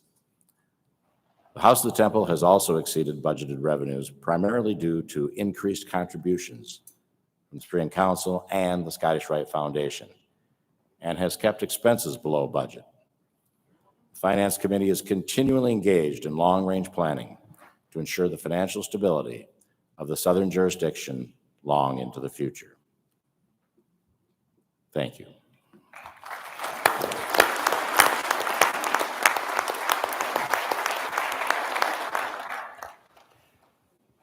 Thank you, Brother Jeff. Just in a nutshell, budgeted revenues, we're over budgeted revenues and we're under in budgeted expenses. If you could take that away, that might be enough to remember there. I want to share this next video with you, and I really do appreciate the staff for putting this one together.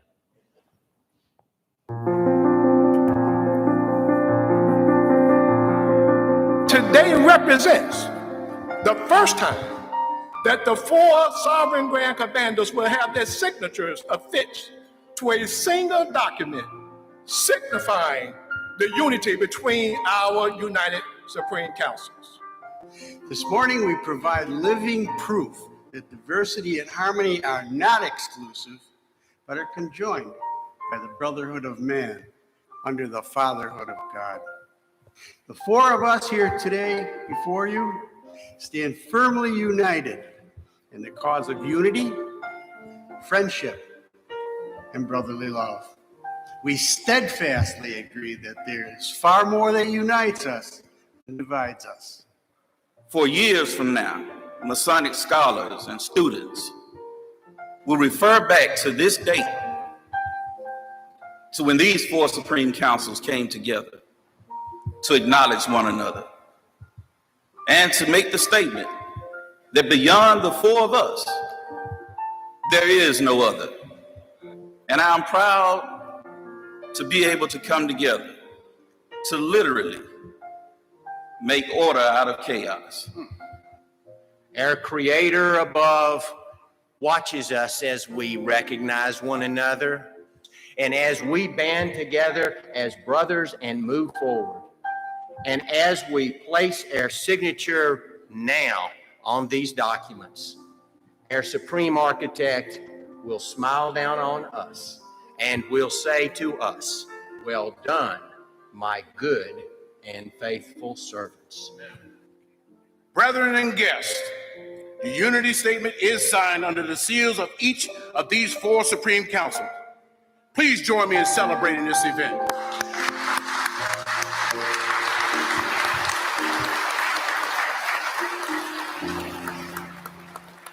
Melvin.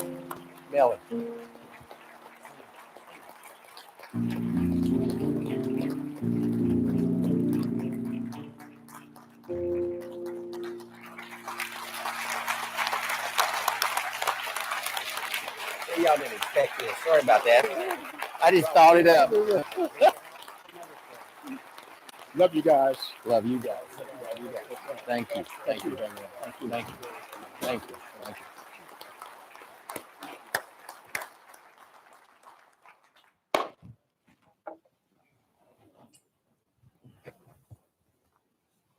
It was a great day, and we continue in our efforts to bring one another together.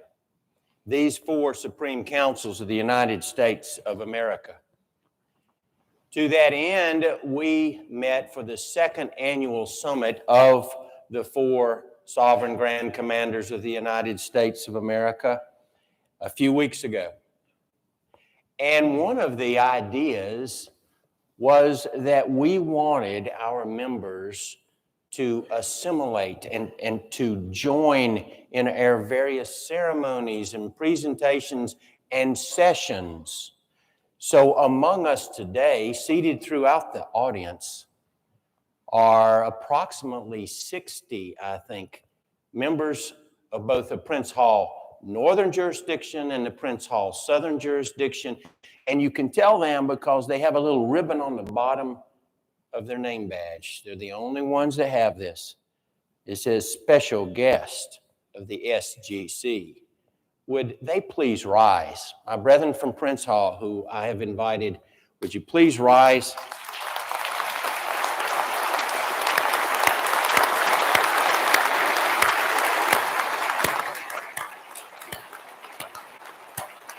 Thank you. Thank you. It's always good to have brothers in the house. Thank you very much for being here. I tell you one thing I've learned about my Prince Hall brethren. They can take more pictures than anybody.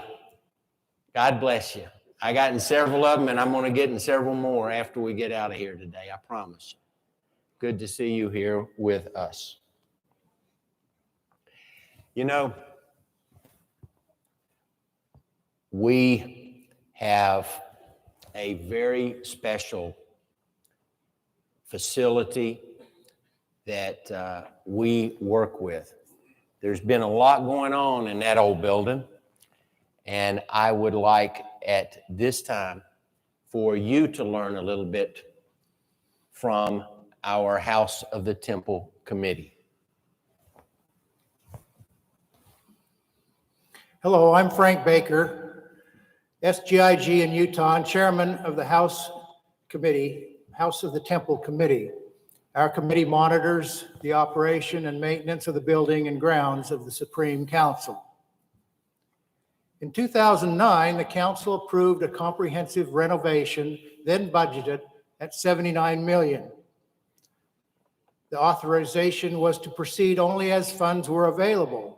After spending approximately $6 million from the 2009 through 2021 on the plans, components, and almost $2 million on other unplanned capital improvement, the remaining plan is estimated to cost almost $100 million.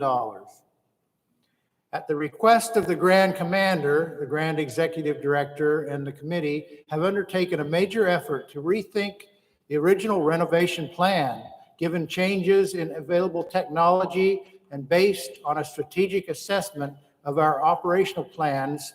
The goal was to select components of the original plan necessary to ensure our operations over the next 50 years, and which could reasonably be funded in 4 years, so that our efforts can be completed by 2027. The committee monitored the successful completion of many capital improvements during the biennium, including the following projects of note: enhance security by adding security cameras to moats and mechanical rooms, glass break sensors to ground level windows, and providing remote computer access to all cameras.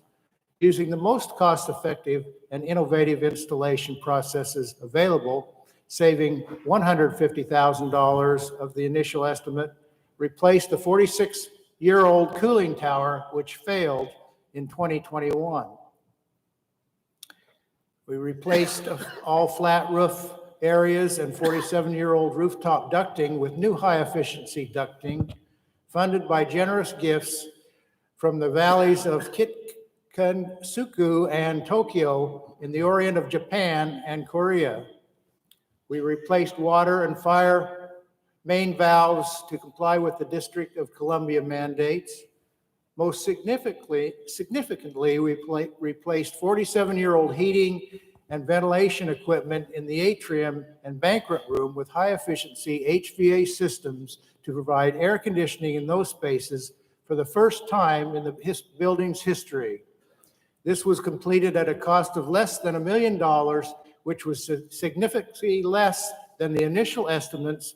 The entire cost was fully funded by donations. The committee also reviewed planned repairs and renovations during the coming biennium, including continued upgrades in the building and on the grounds. Our temple is one of the most recognizable Masonic structures in the world. Tour groups, both Masonic and non-Masonic, regularly visit and tour the facility. Visitors are routinely in awe at the sight of the architecture and contents. All brethren in the Southern jurisdiction can take great pride in the inscription over the front door. Freemasonry builds its temples in the hearts of men and among nations. Thank you.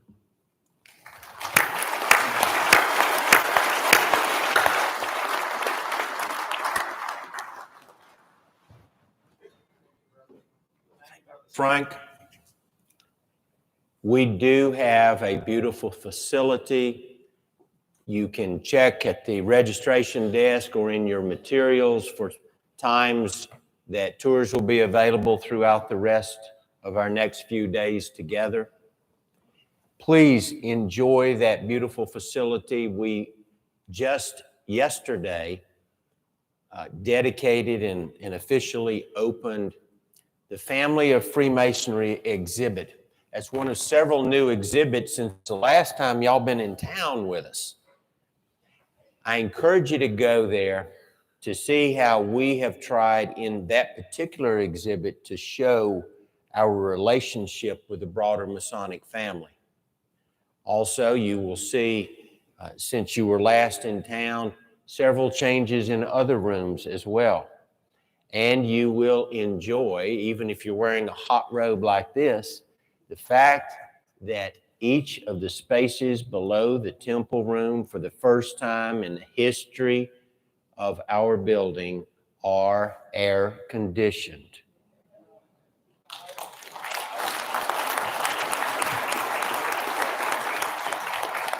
So I mean it when I say that's a cool building. You know, one of the things Freemasonry does is constantly stretch forth its hand to assist those in distress. So at this time, I would like for you to attend to the report of our Grand Almoner. Thank you, Grand Commander. Good morning. Morning. Morning. I'm Marlon Mills, Sovereign Grand Inspector General for the Orient of Maryland, and it's my honor to serve as the Grand Almoner for our Supreme Council.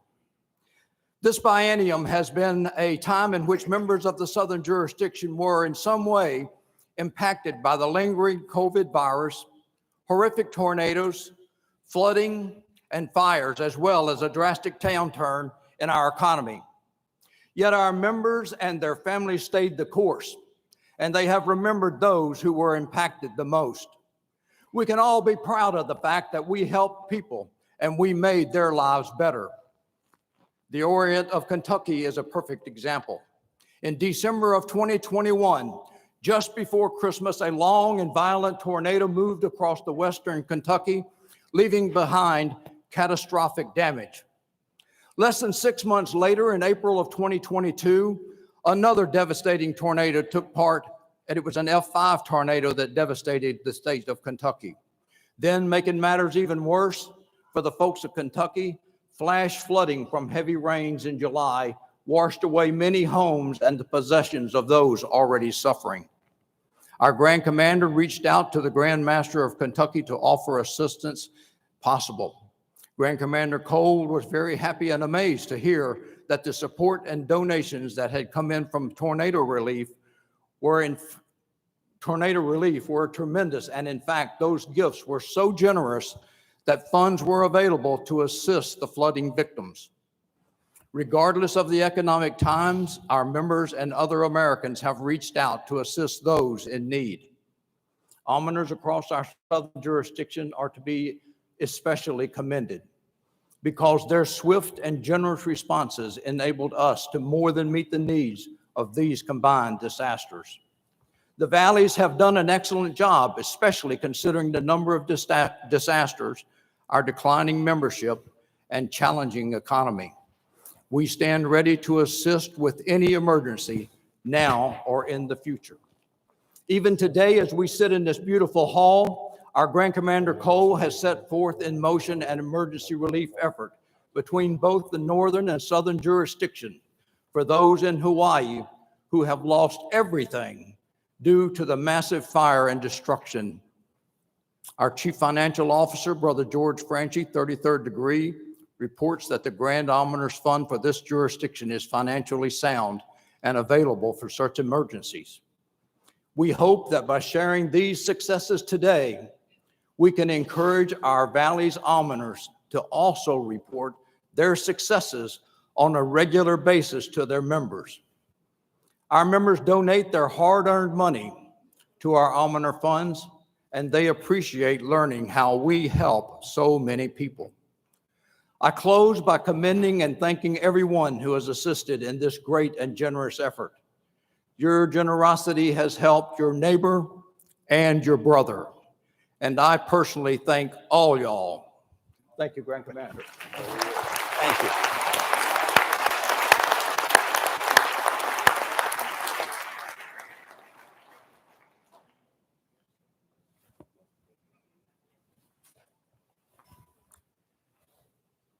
At this time, let me take a moment to share with you some news that I was able to pass along last night to the Grand Master of Hawaii.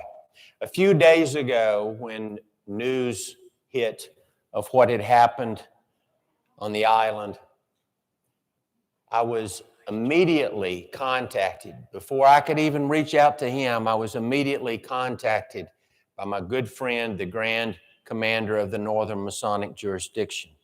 And I want to share with you what I shared with the Grand Master last evening. The Northern Masonic Jurisdiction will be sending $20,000 to support the victims of the disaster relief. And on Saturday, this Supreme Council authorized $25,000 to be spent in support of those victims. We also dedicated the offering at the church service yesterday, and we are dedicating all of the gifts raised from the special fundraising effort on our Supreme Council website, which you can, of course, participate in. The site was up within 48 hours. I made the first gift in order to adequately test the site, and I encourage you to join me in that. Certainly well over $50,000 from our combined Supreme Councils is on its way to help the brethren and your fellow citizens in the beautiful state of Hawaii, and I want you to know that.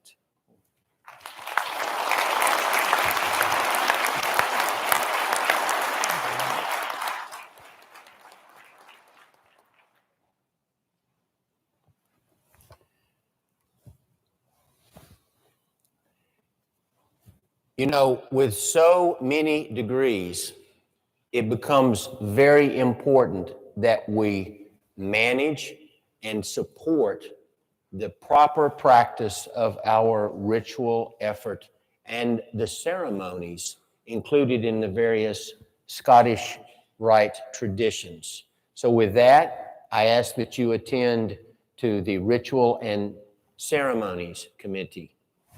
Good morning. Morning. I'm Dave Martinez, SGIG in Nevada, and Chairman of the Ritual Committee. Our committee is tasked with monitoring the effective use of Scottish Rite ritual in our valleys and orients. Our committee, in coordination with the membership committee and the staff of our Supreme Council, expanded the use of the virtual reunion program, which has been extremely well received. During 2021, 18 or 46% of our Orients utilized the virtual reunion program, both as an entire reunion effort or as a supplement to in-person conferred degrees. In 2022, a third of our Orients used the virtual reunion program as either an entire reunion effort or as a supplement to in-person conferred degrees. Additionally, we work with the Light Foundation and the Orient Leadership in Missouri to expand the availability of the Missouri Cinematic Reunion, a program of degree communications that was created in that Orient. This excellent use of modern technology to communicate the age-old lessons of Scottish Rite has been highly effective in dozens of valleys across the jurisdiction. These programs have attracted participants from multiple countries. The effective use of these tools has resulted in many valleys being able to better motivate and engage their newest members.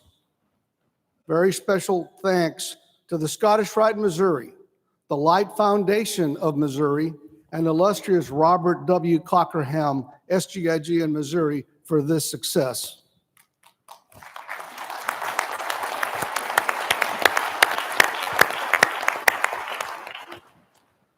The committee clarified the use of the Grand Cross ceremonial ritual approved at the 2019 session, noting that only SGIGs and Grand Crosses can participate in the ceremony.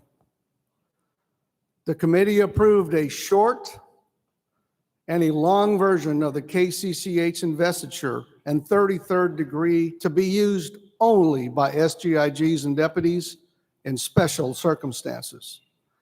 The committee made a number of additional recommendations to the council, which are under review.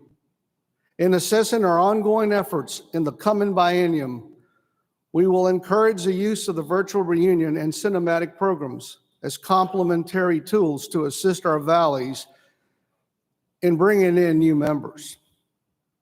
We also continue to develop additional guidance on the use of various ceremonies, some old, perhaps some new, to improve membership engagement. Thank you.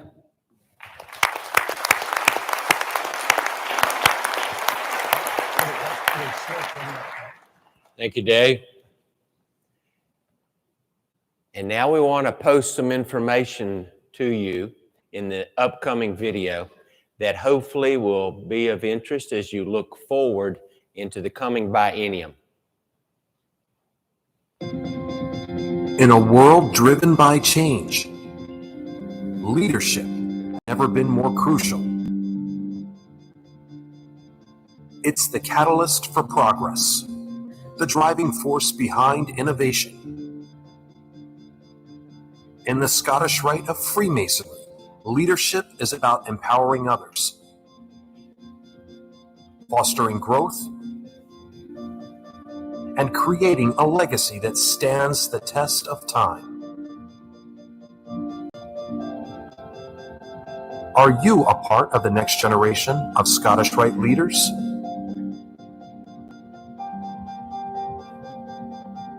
Three exciting cities and 3 unique opportunities to learn more about Scottish Rite leadership and save the day in Salt Lake City, Utah, April 5th and 6th. Kansas City, Missouri, April 19th and 20th. Jacksonville, Florida, May 3rd and 4th. the 2024 Scottish Rite Leadership Conferences. Registration begins November 1st, 2023. Don't miss your chance to be a part of the next generation of great Scottish Rite leaders.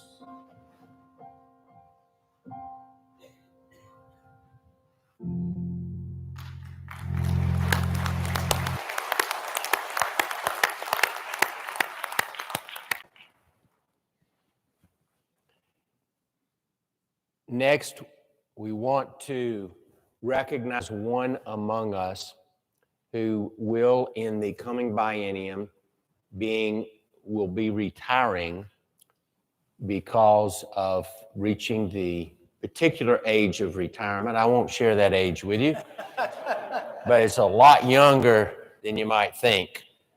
It's looking younger all the time to several of us. But I would like at this time, if our good friend Al Jorgensen, would you please stand?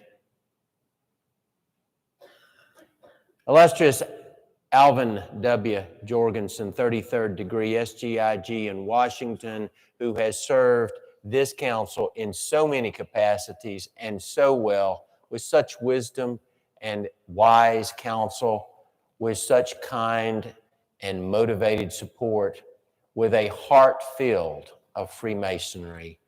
I thank you for your journey, and I wish you well as you conclude your service on this council, and I wish you well on behalf of all of us for the next chapter as you go forward in your journey. Congratulations to you.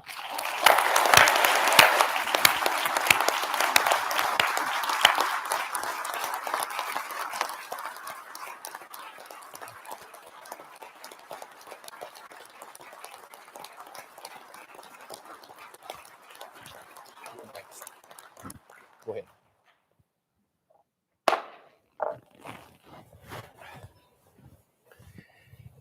You have heard several things that we have done for others, scholarships, disaster relief that we have already provided for and that we are underway providing now. Let me have this report now come to you to share in a broader sense many of our benevolence and fraternal assistance programs. Brother Bob. Go ahead. Good morning, everyone. Good morning.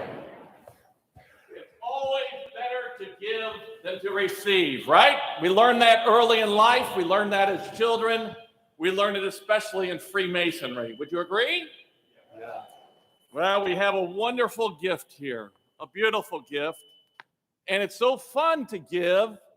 It's even funner to give than receive because you know what the gift is, you know what it's for, and you know it's going to make somebody happy and glad and hopefully do something good for them, right? I'm just going to sit this here for right now. You might wonder what that gift might be there or why I even brought it.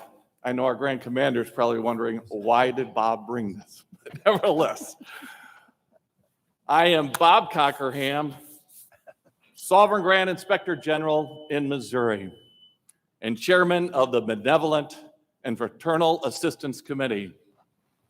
Throughout the Southern jurisdiction, Freemasons continue to assist in providing funds for Rite care, scholarships, and many, many more charitable endeavors. I report on our efforts over the last biennium, acknowledging with appreciation the funds spent at the Council, Orient, Valley, and personal levels.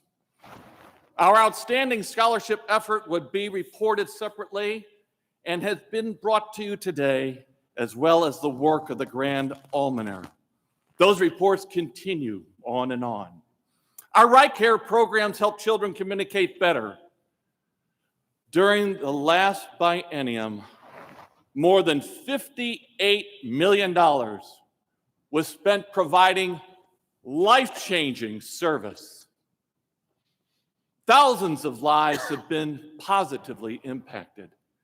whether in cooperation with universities, standalone clinics, and programs. Our brethren's gifts have helped children improve their communication skill and allowed them to access greater educational opportunities and live more independent lives. We support life-altering miracles, one child at a time. To effectively provide this incredible service, our Rite Care clinicians, administrative staff, and supporters must receive the latest and best training and education. In September 2022, a truly historic gathering occurred in Missouri in the name of Rite Care Scottish Rite Mission.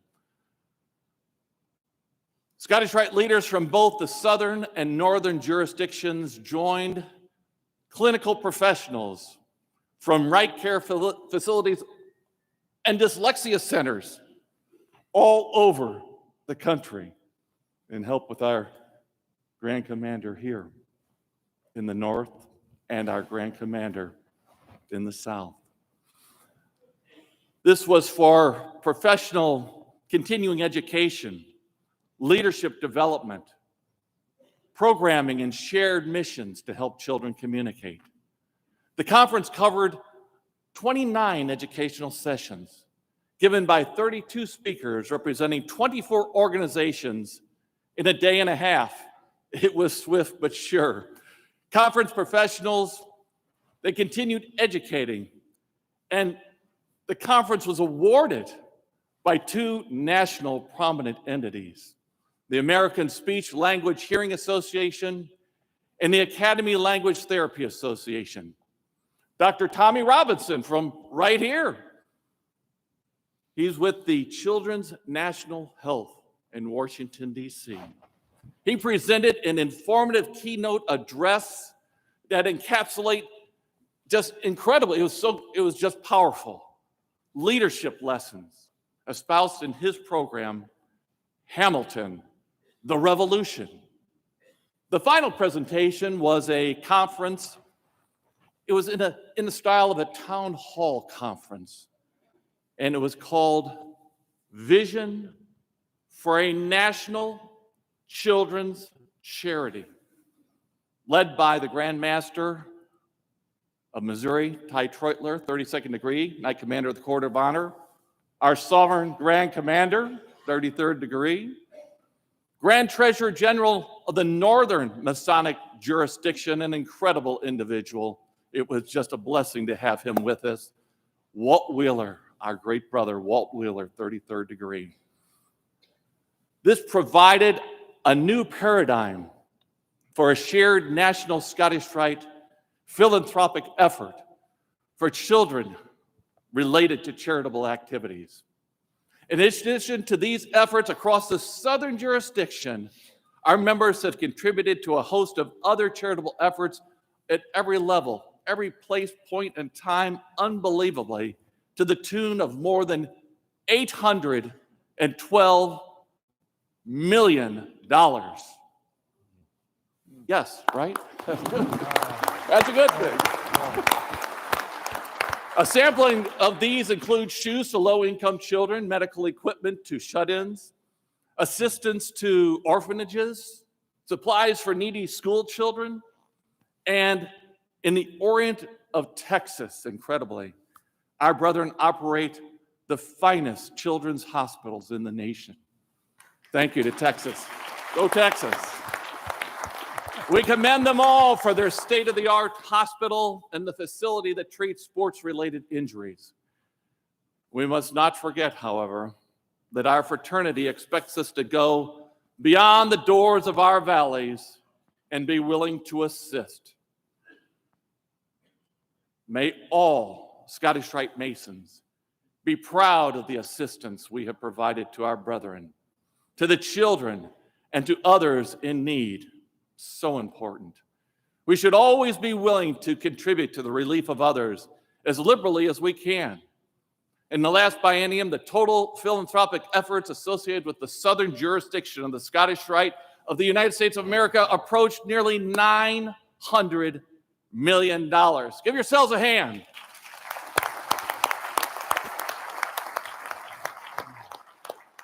I will never forget, and I will always remember, and I encourage others to remind of the gift from your heart because you love it, and God has placed that in us to give all the time in every way we can, whether it's 1 cent or whatever many more numbers beyond that one or more you want to.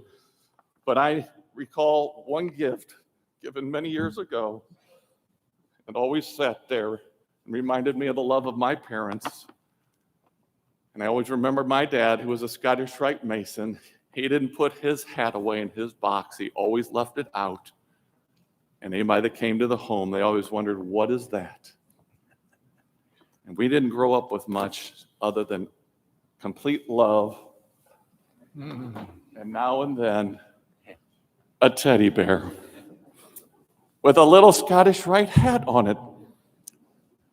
And that love has always been with me and my family, my loved one, Stacy. And we all want to continue to give because God gives us everything. And through God, we should give all we got. Thank you very much.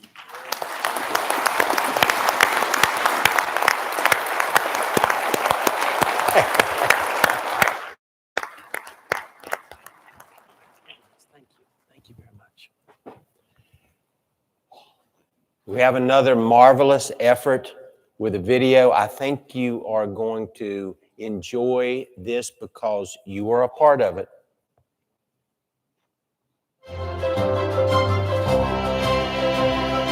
Good morning. We are going to work on saying help me today. Hannah likes Bluey. I use a communication device to help me talk. Good job. She gets so excited when she sees Sydney. Oh, no. I feel grateful that they come to see me and that I get to be part of Hannah's journey. Good job. That's one. Give me 5 and we'll let somebody out. And it's such a blessing. I cry every time I watch her do this because I can see the progress Sydney does. Good try. It's everything for someone to have a voice. Sydney has helped her get the words out. Watch me. Go. Good. I think Hannah's always had a voice. It's just been trapped inside. I think she's always wanted to know what she has to say, and there'll be a day where she can answer this question herself and she's not going to need my help. And that's going to be the most important day. We are so blessed we were introduced to Rite Care by this little old man in Sam's Club. Nebraska Rite Care is especially special because we are no cost no matter what the situation is. And he saw Mom and I signing to Hannah. And then he told us about Rite Care and what he did. And he told us to get a hold of Sydney. And that night, Mom and I cried going, God brought him in our lives. God brought him in our lives. We're going to go down this road. And that is all to do with the Scottish Rite Masons and what they've created. So thank you, my friend. All right, speedy quick. I get more? Oh my gosh, I get multiple hugs. I am a lucky person.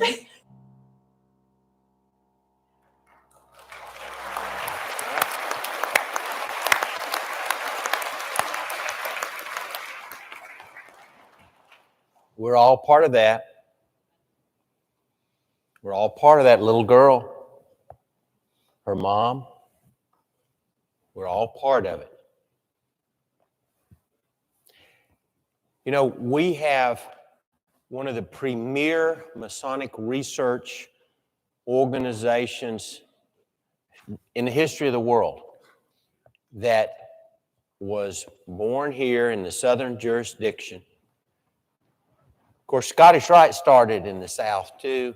So I guess like all good things, I should say. But here in the Southern jurisdiction, we are blessed and fortunate to have the Scottish Rite Research Society with us. And now please attend to their report. Good morning. I am James Graham, SGIG in Arkansas, and it is my pleasure to serve as president of the Scottish Rite Research Society. Now in its 31st year, the Society continues to be not only a premier research society, as the Grand Commander said, but also perhaps the best bargain in Masonry, because members receive our books and our publications far more in the retail value of those things than the cost of membership dues in the society. Presently, our membership stands at about 3,400 members worldwide. Our members come from most of the valleys of the southern jurisdiction, but we also have many members from the northern Masonic jurisdictions and several of the foreign Supreme Councils represented here in our meeting today.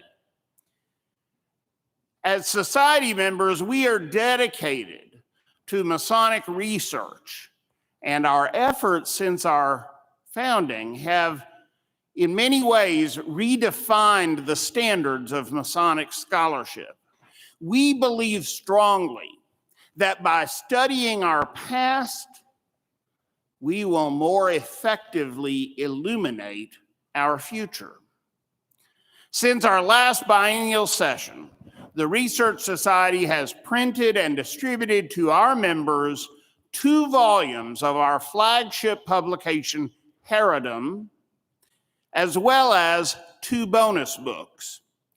Our bonus book for 2021 was Albert Pike's The Porch and the Middle Chamber, the Book of the Lodge, a ritual of the Scottish Rite Blue Degrees.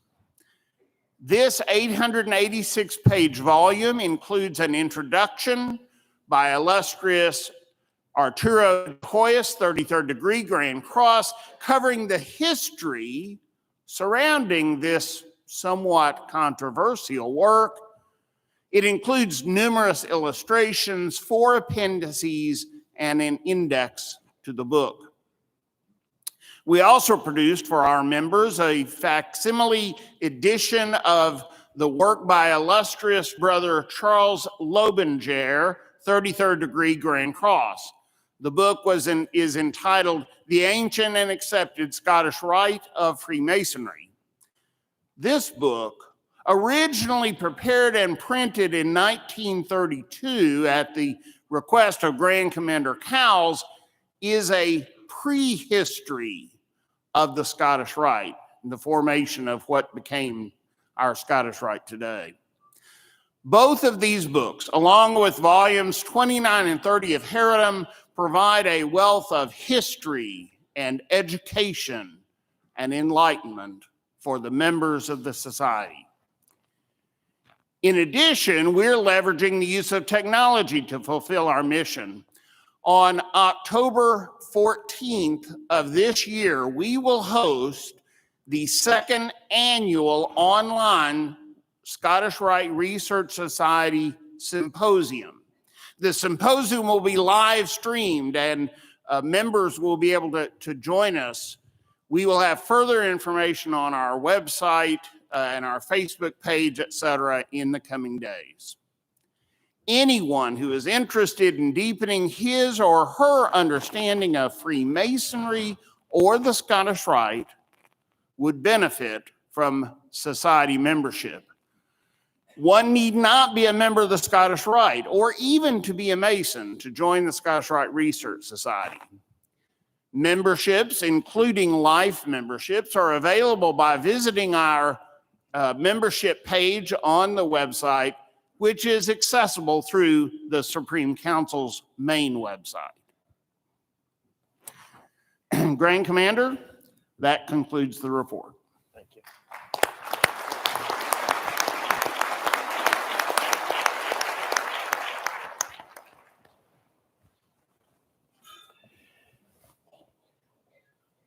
One of the special joys of this Supreme Council is to vote in the honors selection process. For those elected to receive the decoration of the Knight Commander of the Court of Honor, if any of you are in the room at this time, would you please stand at your seat? Those elected this summer to receive the Knight Commander of the Court of Honor, please stand.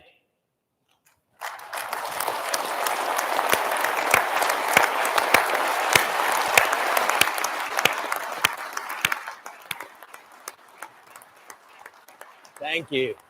Thank you. And those elected to receive the 33rd and last degree of Scottish Rite Freemasonry, the 33rd elects, would you please stand?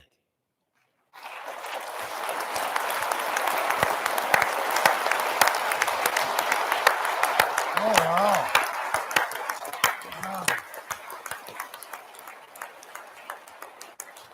Thank you. And you note there are several within the seating area of our Grand Masters down here, as well as on this stage.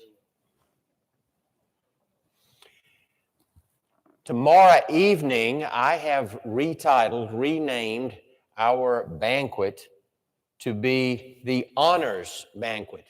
And the intent tomorrow evening is for us to have that dinner as a dinner celebration for those elected to receive various honors. A little bit later in this program, as we close out, we're going to be recognizing individuals who have received the very highest honor that this council can afford. But tomorrow evening, we will be celebrating all of those who were elected over the last few weeks to receive Knight Commander of the Court of Honor, 33rd degree, and Grand Cross. Now, that reminds me of one more change that I made at the banquet tomorrow night. The banquet tomorrow night will have some hosted seats, tables. They will be hosted by these individuals, the SGIGs and deputies of this council. If they want you at their table, they are supposed to go invite you, because there are no reserved or assigned seats. Now, last evening, we had, I don't know, 100 or so people of the leadership of Freemasonry, the Grand Masters and the Sovereign Grand Commanders. And I had the same situation, open seating, and I think they had a wonderful time, and every one of them got a seat, and nobody got elbowed out of the way or anything. So they are the examples for all of us, because they did not need assigned seats, so I'm sure that neither do we. That is tomorrow night's dinner. You know, these are all great and important undertakings as Freemasons. We're going to have another great and important undertaking, and that will be the luncheon following this session. This public session will be followed by a luncheon. For those of you who have registered for the lunch, is included badge. The badge, as the screen says, should say on the back, entire session. If that's the case, then you can go to the luncheon. The luncheon is on the other side of that wall and on the other side of that wall. You should not get lost getting to lunch, okay? There's an equal number. I would love to be able to suggest, okay, everyone on that side of the altar go there, and everyone on that side of the altar go there. But as Freemasons and as someone with experience in trying to explain something that complicated to Freemasons, I am certain that everyone on that side of the aisle would probably want to go over and at least see somebody on that side of the aisle. And everyone over here would wonder what they're doing coming over here. And then we would have the past master effect, which is, well, we didn't go that way when I was.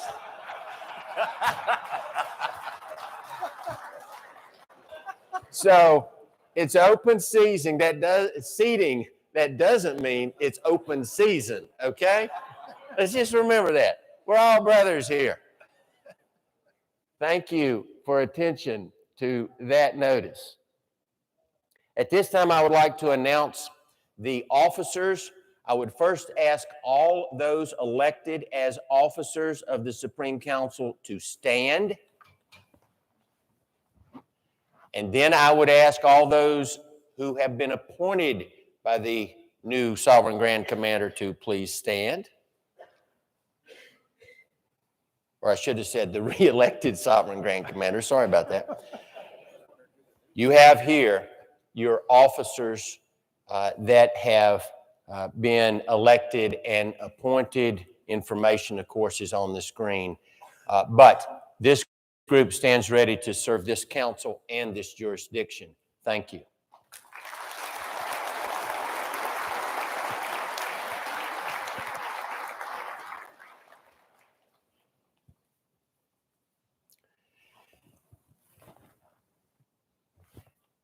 At this time, I want to, the staff always worries when I come in here at, 20 minutes until 9 and say, I need a slide inserted. And I only need it inserted to remind me. You'd think, well, he can remember, but he's under the baking lights here. I do feel sometimes like that food that you can get at the 7-Eleven store that's been under those heated lights for a while. And I don't think I'm as fresh as most of that right now. But, in Freemasonry, you have seen what we're doing in this Supreme Council, in this jurisdiction. But a lot of times we forget who makes it possible. Certainly, we have in the very center of the room that we're gathered around in somewhat circular fashion, a point within that we focus on, upon which is a word, a book, a volume, in this case, 3 volumes of sacred law. So we certainly know what is the center of all of our successes as the light comes down from above. But there are some other sources of our successes, and I cannot let us leave without acknowledging a few of them. First of all, for me personally, the one that keeps me going, my wife, Mary Ann.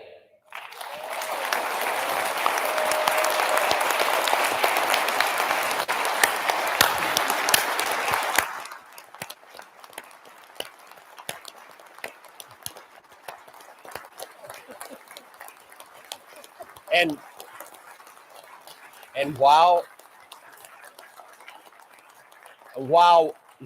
we are standing, would all the ladies of the Supreme Council,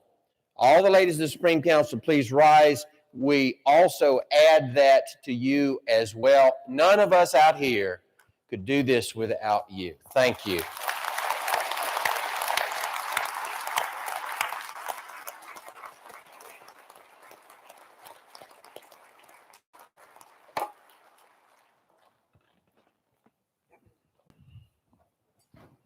And now another unexpected event is about to occur. I'm not asking them to come out on stage because I would not survive the next 24 hours.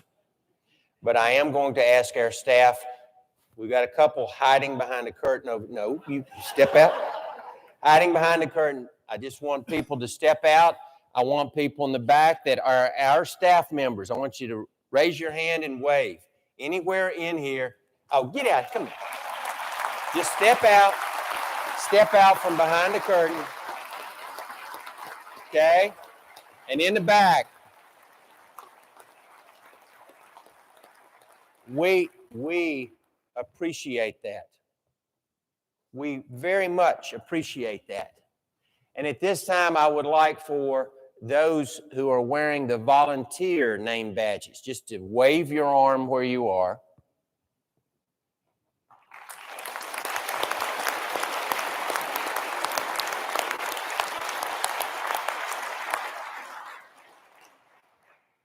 Those brethren, I asked members of our council, and particularly with prolific was our SGIG from the District of Columbia in providing support from volunteers.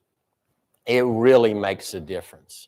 And I brought them into my office a couple days ago, presented each one of them with a personal gift from me, and tried to, in some small way, express not only our appreciation, but to impress upon them the importance of what they're doing. Because we want everyone to feel the full effect of Southern hospitality when you come to the Southern jurisdiction. And they have helped with that, and our staff is critical to that as well. Now, I'm going to move down to the floor to do a few things. Those of you who are wondering, yes, the finish line is in sight, okay?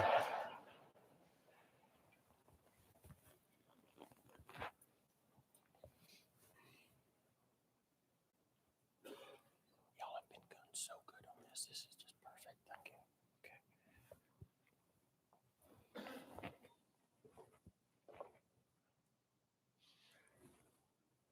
You know, both my wife and my executive assistant will tell you, I love surprises.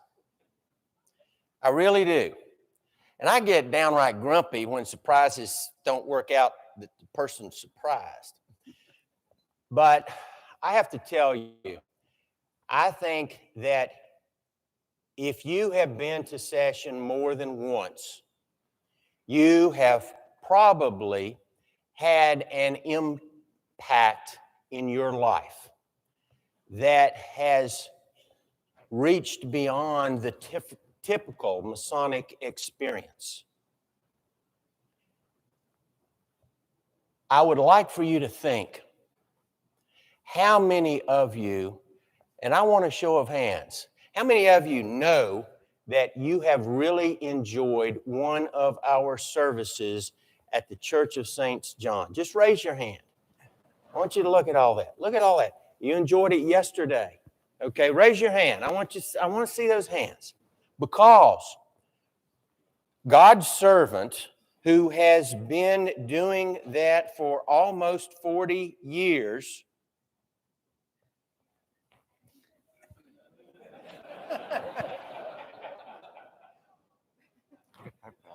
called me a few months ago and said this would be his final ride as our grand chaplain. And he said, now I don't want you to make a big deal of this or tell everybody ahead of time. And I said, yes, sir. I will not tell anybody ahead of time, and I won't make too big a deal of it. But I would like for you to stand up. I want to give you something as a memento. And I want to tell you that this may be your last session as Grand Chaplain. But beginning tomorrow, your journey will continue with this council as the Grand Chaplain Emeritus of this Supreme Council.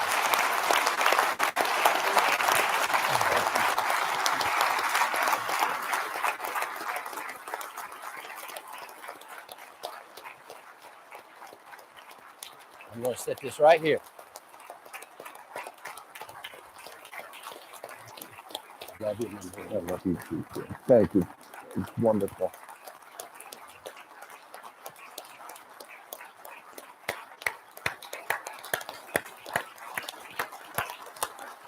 Thank you. Man.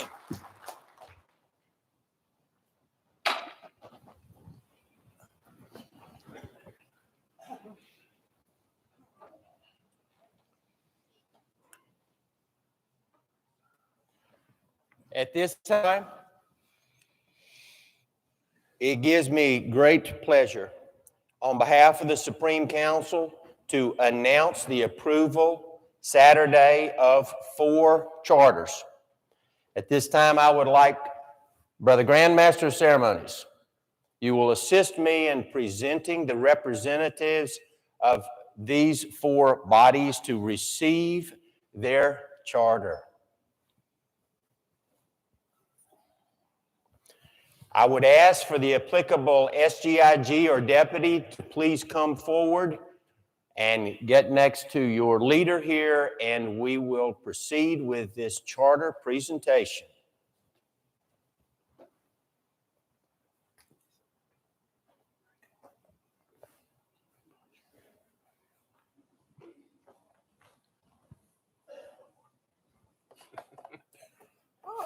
Okay, how are we going to do this?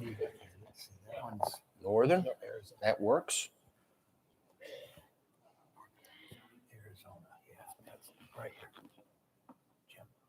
All right. To our deputy, Randall Jager, from the Orient of Arizona, I would like to present you the Lodge of Perfection Charter for Northern Arizona Lodge of Perfection. This is something that has been under discussion for years, and our new deputy brought it to fruition, and this was approved Saturday. This is under the seal of the Supreme Council and the Grand Commander, our Grand Secretary General, and our Grand Chancellor. So I present this to you, and with it, the best wishes of our council.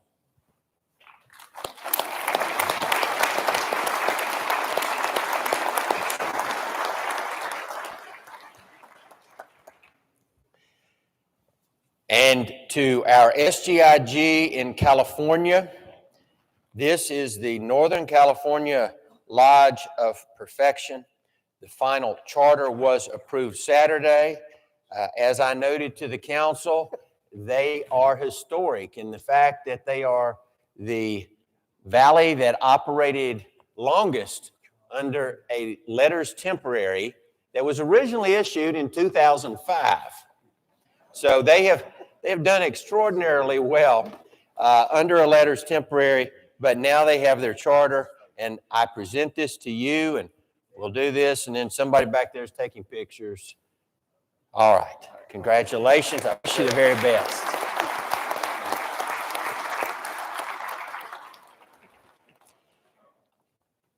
And now, Lodge of Perfection Charter to a fast start valley, the Fayetteville Lodge of Perfection in Fayetteville, North Carolina. This was put together literally the first concept about a year ago, and now they have their charter. They have 30 members, a little over 30 members already. Issued letters temporary late this spring, and they're already over 30 in members, and they are going great guns. So it is our pleasure to present you with this charter.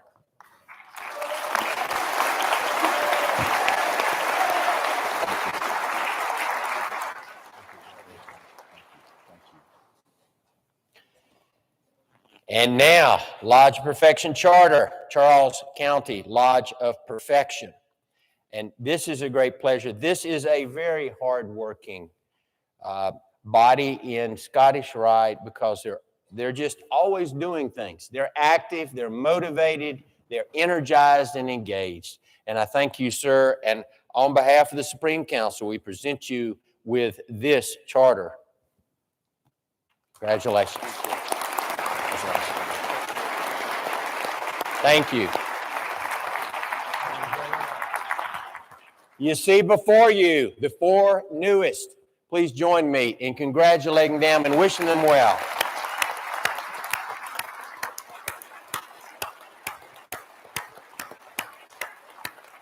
Thank you.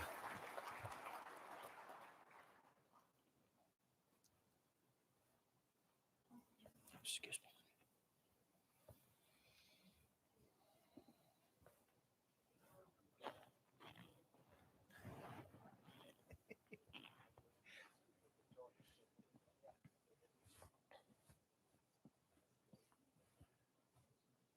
for the Grand Prior.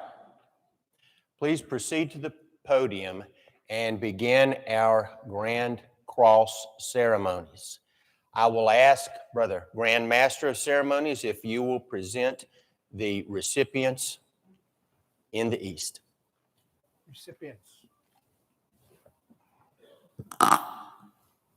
Grand Cross recipients. I will also ask if the nominators would please join us. The Supreme Council created the Court of Honor in 1870, and two ranks and decorations, the Knight Commander of the Court of Honor for Masters of the Royal Secret, who distinguished themselves by exemplary service, and the Grand Cross of the Court of Honor for Inspectors General Honorary, who have performed far beyond the call of duty and whose actions and labors have brought honor to the fraternity of free and accepted Masons.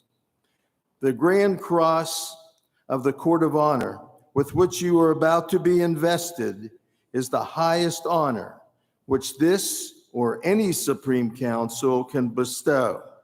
It must of necessity be conferred sparingly so as to not diminish the dignity which it represents as the mark of Masonic excellence. The jewel is a Teutonic cross of gold with raised or beaded edges, resting on a wreath of gold oak leaves. Engraved on each arm of the cross is a pillar or column, and at the center is a circular plate of gold with a white enameled center, bordered with blue enamel and gold beads around its base. In its center is a crimson rose with 4 green leaves, and in the border appears the words, Grand Cross, Court of Honor, in gold letters. At our biennial session, no more than 1 nomination for Grand Cross is considered from each active or deputy member of the council. The vote must be unanimous. Currently, there are approximately 100 living holders of the Grand Cross. These fine Scottish Rite Masons you see before you have earned that honor, and I now will proceed to introduce them properly. Please hold your applause until the conclusion of the ceremony. 6 outstanding Scottish Rite Masons were recognized. Today we have before us 2 of them. We have from the Orient of the South Dakota. I don't know where he is. I think, Grand Treasurer, you're supposed to be down and going with him. Is he here? He's here. Just doesn't want to get out here, apparently. Well, when he gets here, it's going to be C. Dennis Robinson. And of course, we're glad that he is here for a proper presentation. As he's coming forward, there were 4 that are not with us. We have from the Orient of Taiwan and China, Roy Tan. We have also from the Orient of Iowa, William C. Jacobson. We have from the Orient of Texas, James E. Laney. And also from the Orient of North Dakota, Gerald M. Scogley. And from the other Washington on the East Coast, of which I represent, and that's the Orient of the District of Columbia, Akram R. Elias.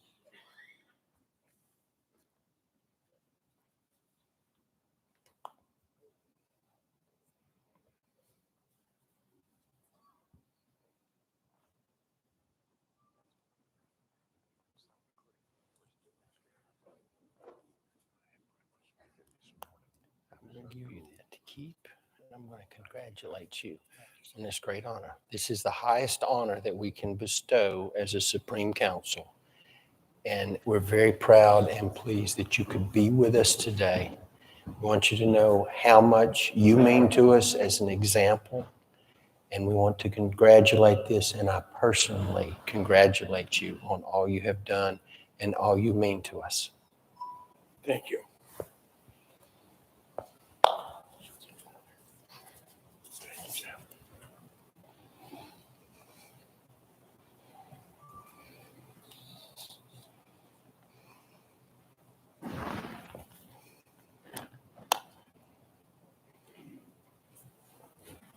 Akron, you are now invested with the highest honor that we can bestow. You have done much for the fraternity, and much is anticipated from your continued journey. We are proud and pleased that you are with us this day, and we want you to continue in your journey as successfully as you have in the past. Congratulations. Please stand. Join me in saluting the recipients of the Grand Cross.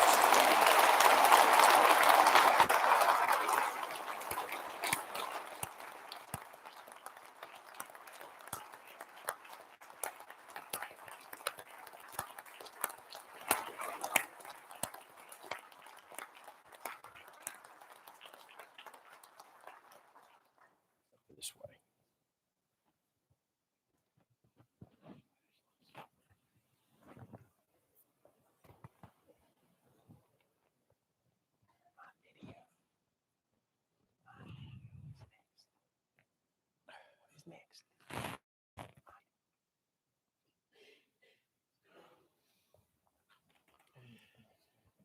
I said at the beginning, it's been 4 years since we have been together. At this time, we have put together a little summary of what's been going on in those 4 years. If you would attend to the video. Brethren and ladies, I wanted to take a moment to share with you some wonderful accomplishments. You know, this has been a great session this morning, but we've been talking about the last couple of years. Yet, as we sit here today, one of the things we have been quietly celebrating is the fact that for the first time in 4 years, we are back together in person. So I wanted to share with you some thoughts about what the last 4 years have been.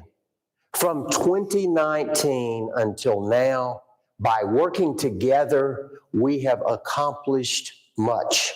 And I want to share with you some pieces of success that we have had, not all by any means, but simply a taste of what we together have done. In addition to what you have seen and heard reported at this session, I want to add a few things and focus on some of what you heard as a highlight of the past 4 years since we were gathered in person.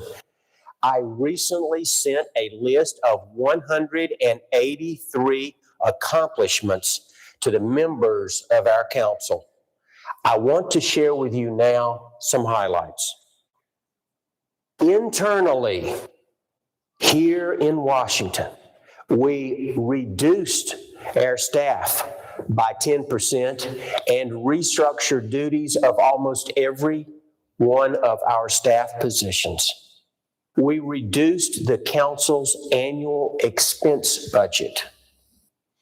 We improved our response time to valleys and their members. We have enhanced security cameras and protocols here at the House of the Temple to protect and secure this iconic facility. We are now concluding the backlot development, a 9-year undertaking beginning in May of 2014, and now the lease payments will provide $1 million a year to this council and its operations going forward for the next 99 years. We have revamped the website so that we can provide better and more timely information to our members and to the public. We have enhanced our internal network and hardware capability here at headquarters so that we can be more responsive to our members. We have continued renovations of this excellent facility. We replaced, for instance, the cooling tower and the boiler, and we have planned for the final temple renovations in this master plan. We have brought direct mail in-house at significant cost savings. In enhancing the temple and our exhibits, we began and established a new Grand Archivist collection room. We updated the Grand Commander's collection room. We installed LED lighting throughout the temple. We put a new roof on the temple's office and administrative spaces. And for the first time ever, we have now provided air conditioning in the atrium and in the banquet hall of this facility. We have funded 9 new scholarship endowments. We had this year over 600 applicants for those scholarships. We have established a Masonic disaster relief fund, and we're providing relief to those who need it. We have funded new Masonic youth and appendant body grant programs. For our publications, we have enhanced our efforts to provide information. We increased the pages in the journal. We enhanced the font, the paper quality, and the color in the journal so that it is more readable. We have provided e-reader and audio versions of key books. For those receiving patents and charters and other documents from this council, they have all been redesigned and configured in a standardized format. We have internally authored and published numerous new books. We revived the Masonic Book Club, and from day one, from the first issue, it has been a profit center. We now have the world's #1 Masonic YouTube channel. We have live streamed many events, not only for the Supreme Council and for our valleys and orients, but also for other Masonic bodies. We have a strong online podcast presence and a very strong social media presence. We are reaching out to the world using technology in any way we can to be effective in our presentations. We have helped our new and current members. We have brought in new members by the use of technology by establishing, for instance, online petitions, which are now used by dozens of valleys. We started the cinematic reunion, and we standardized the communication of degrees. We established the Master Craftsman Online College. We revamped our online store. We have taken VMAP, our special membership program, and put it online, and we have streamlined it, and we have now adjusted it to address the needs of even the smallest valleys. We held 3 in-person leadership conferences in the year 2022. We had 3 Zoom-based workshops in 2020, again in 2021, and yes, again in 2023. We provided for our members and for other supporters a free will program, which allows donors to write a will at no cost and helps our members with their own estate planning. In looking at Freemasonry Universal and our role there, we stood with Shriners International and with the Northern Masonic Jurisdiction and began the beafreemason.org website. Thousands of potential members have come through that site and went directly to Grand Lodges. We issued a joint statement with the Northern Masonic Jurisdiction on visitation so that our members and their members could meet and greet one another in their valleys. We also issued a joint statement with the Northern Masonic Jurisdiction and with Shriners International in support of our Grand Lodges. For the first time ever, these three significant appendant bodies stood and supported our Grand Lodges at the Conference of Grand Masters of North America. We facilitated a Grand Masters Summit both in 2022 and in 2023 at Shriners International Imperial Session, bringing together the Grand Masters of this country so that they could share ideas in an open forum. We issued a unity statement with the Northern Masonic Jurisdiction and with the two Supreme Councils of Prince Hall, going a step beyond our recognition with our brethren in Prince Hall.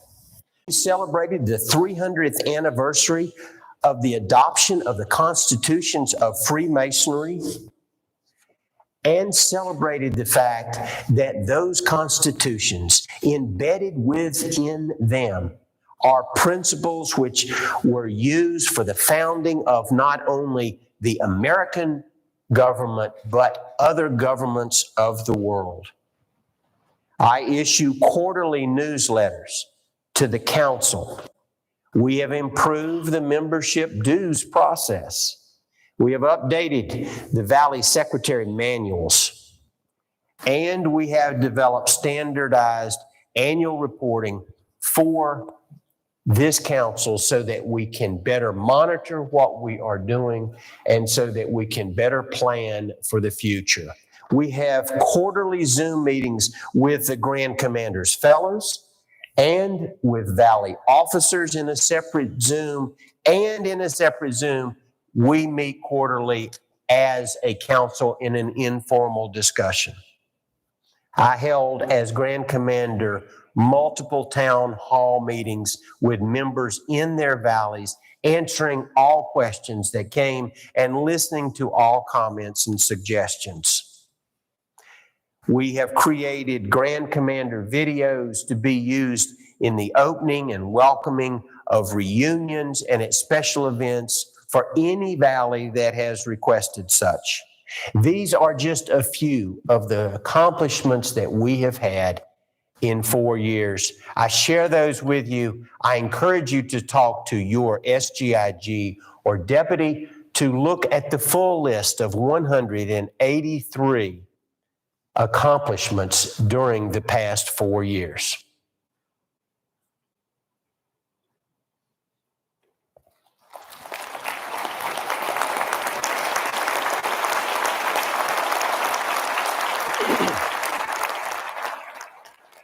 Thank you, and a special thanks to our video folks. I wrote a script, well, actually I wrote some notes, some bullet points. I took the little intro video, Maynard Edwards put that together in our chamber, executive chamber, and then I simply read into a microphone my thoughts based on those bullet points, and I told him I do not want to see this until the audience sees it. So that's why you noticed I was watching closely. I have never seen this video before, and it was a monumental effort, and I thank you for such a stellar achievement, Maynard.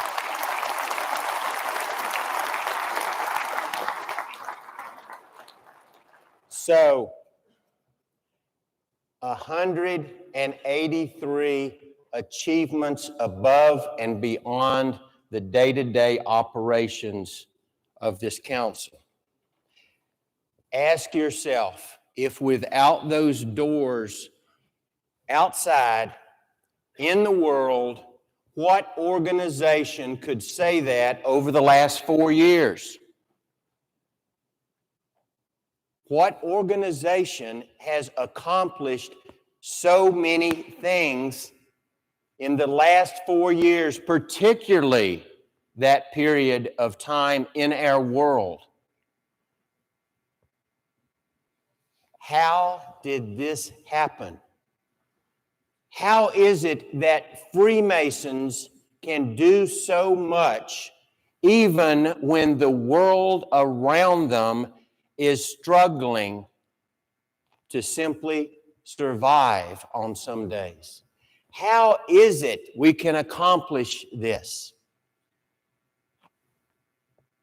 We have two reasons for this. One is right here.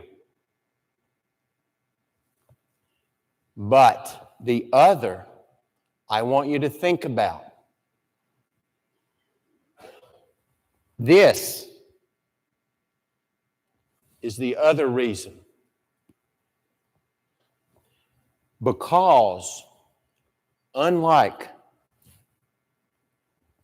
what's outside those doors, unlike what's out in the world, we can come together, and this and that allows us to do all of the 183 achievements. We know that we began there, but we also know that this allows us to continue beyond this and beyond those doors and to make a difference. You know yourself. That's part of it. I'm going to ask a favor right now. Every brother in this room, no words to be spoken. I want you to reach to the nearest brother, shake the hand, and look in the eye, and that's all you need to do. And you'll know that when it happens. Do that right now. No words. Or for no words, I tell you, there's a lot of words going on. Remember what I said about going to lunch? Did you see it? Did you? Did you feel it? Can you live it? It began here and it continues here. It began here, it continues there. Don't ever forget where we began, but don't ever forget how we go. God bless you. Thank you for being here.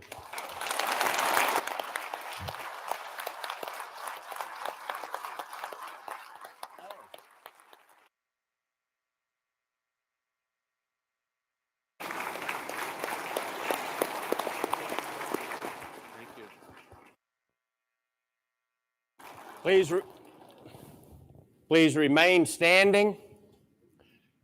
I have to tell you, and I want to apologize to my staff.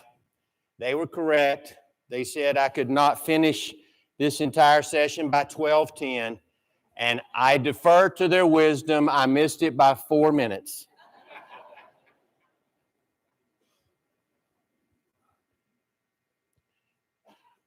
By the authority vested in me, I declare this Supreme Council in recess. I declare this public session closed. I will ask that everyone remain standing and ask that Brother Grand Harold, you will lead us in our recessional, and please remain standing, and I ask that you keep the aisles clear so that we can get out. Once everyone gets their things together here, we will process out. When we get through the doors, please go to lunch.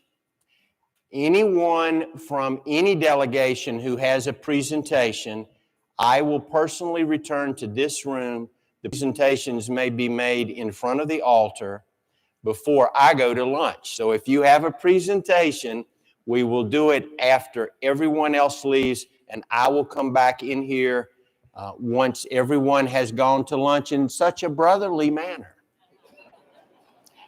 Brother Grand Herald, proceed.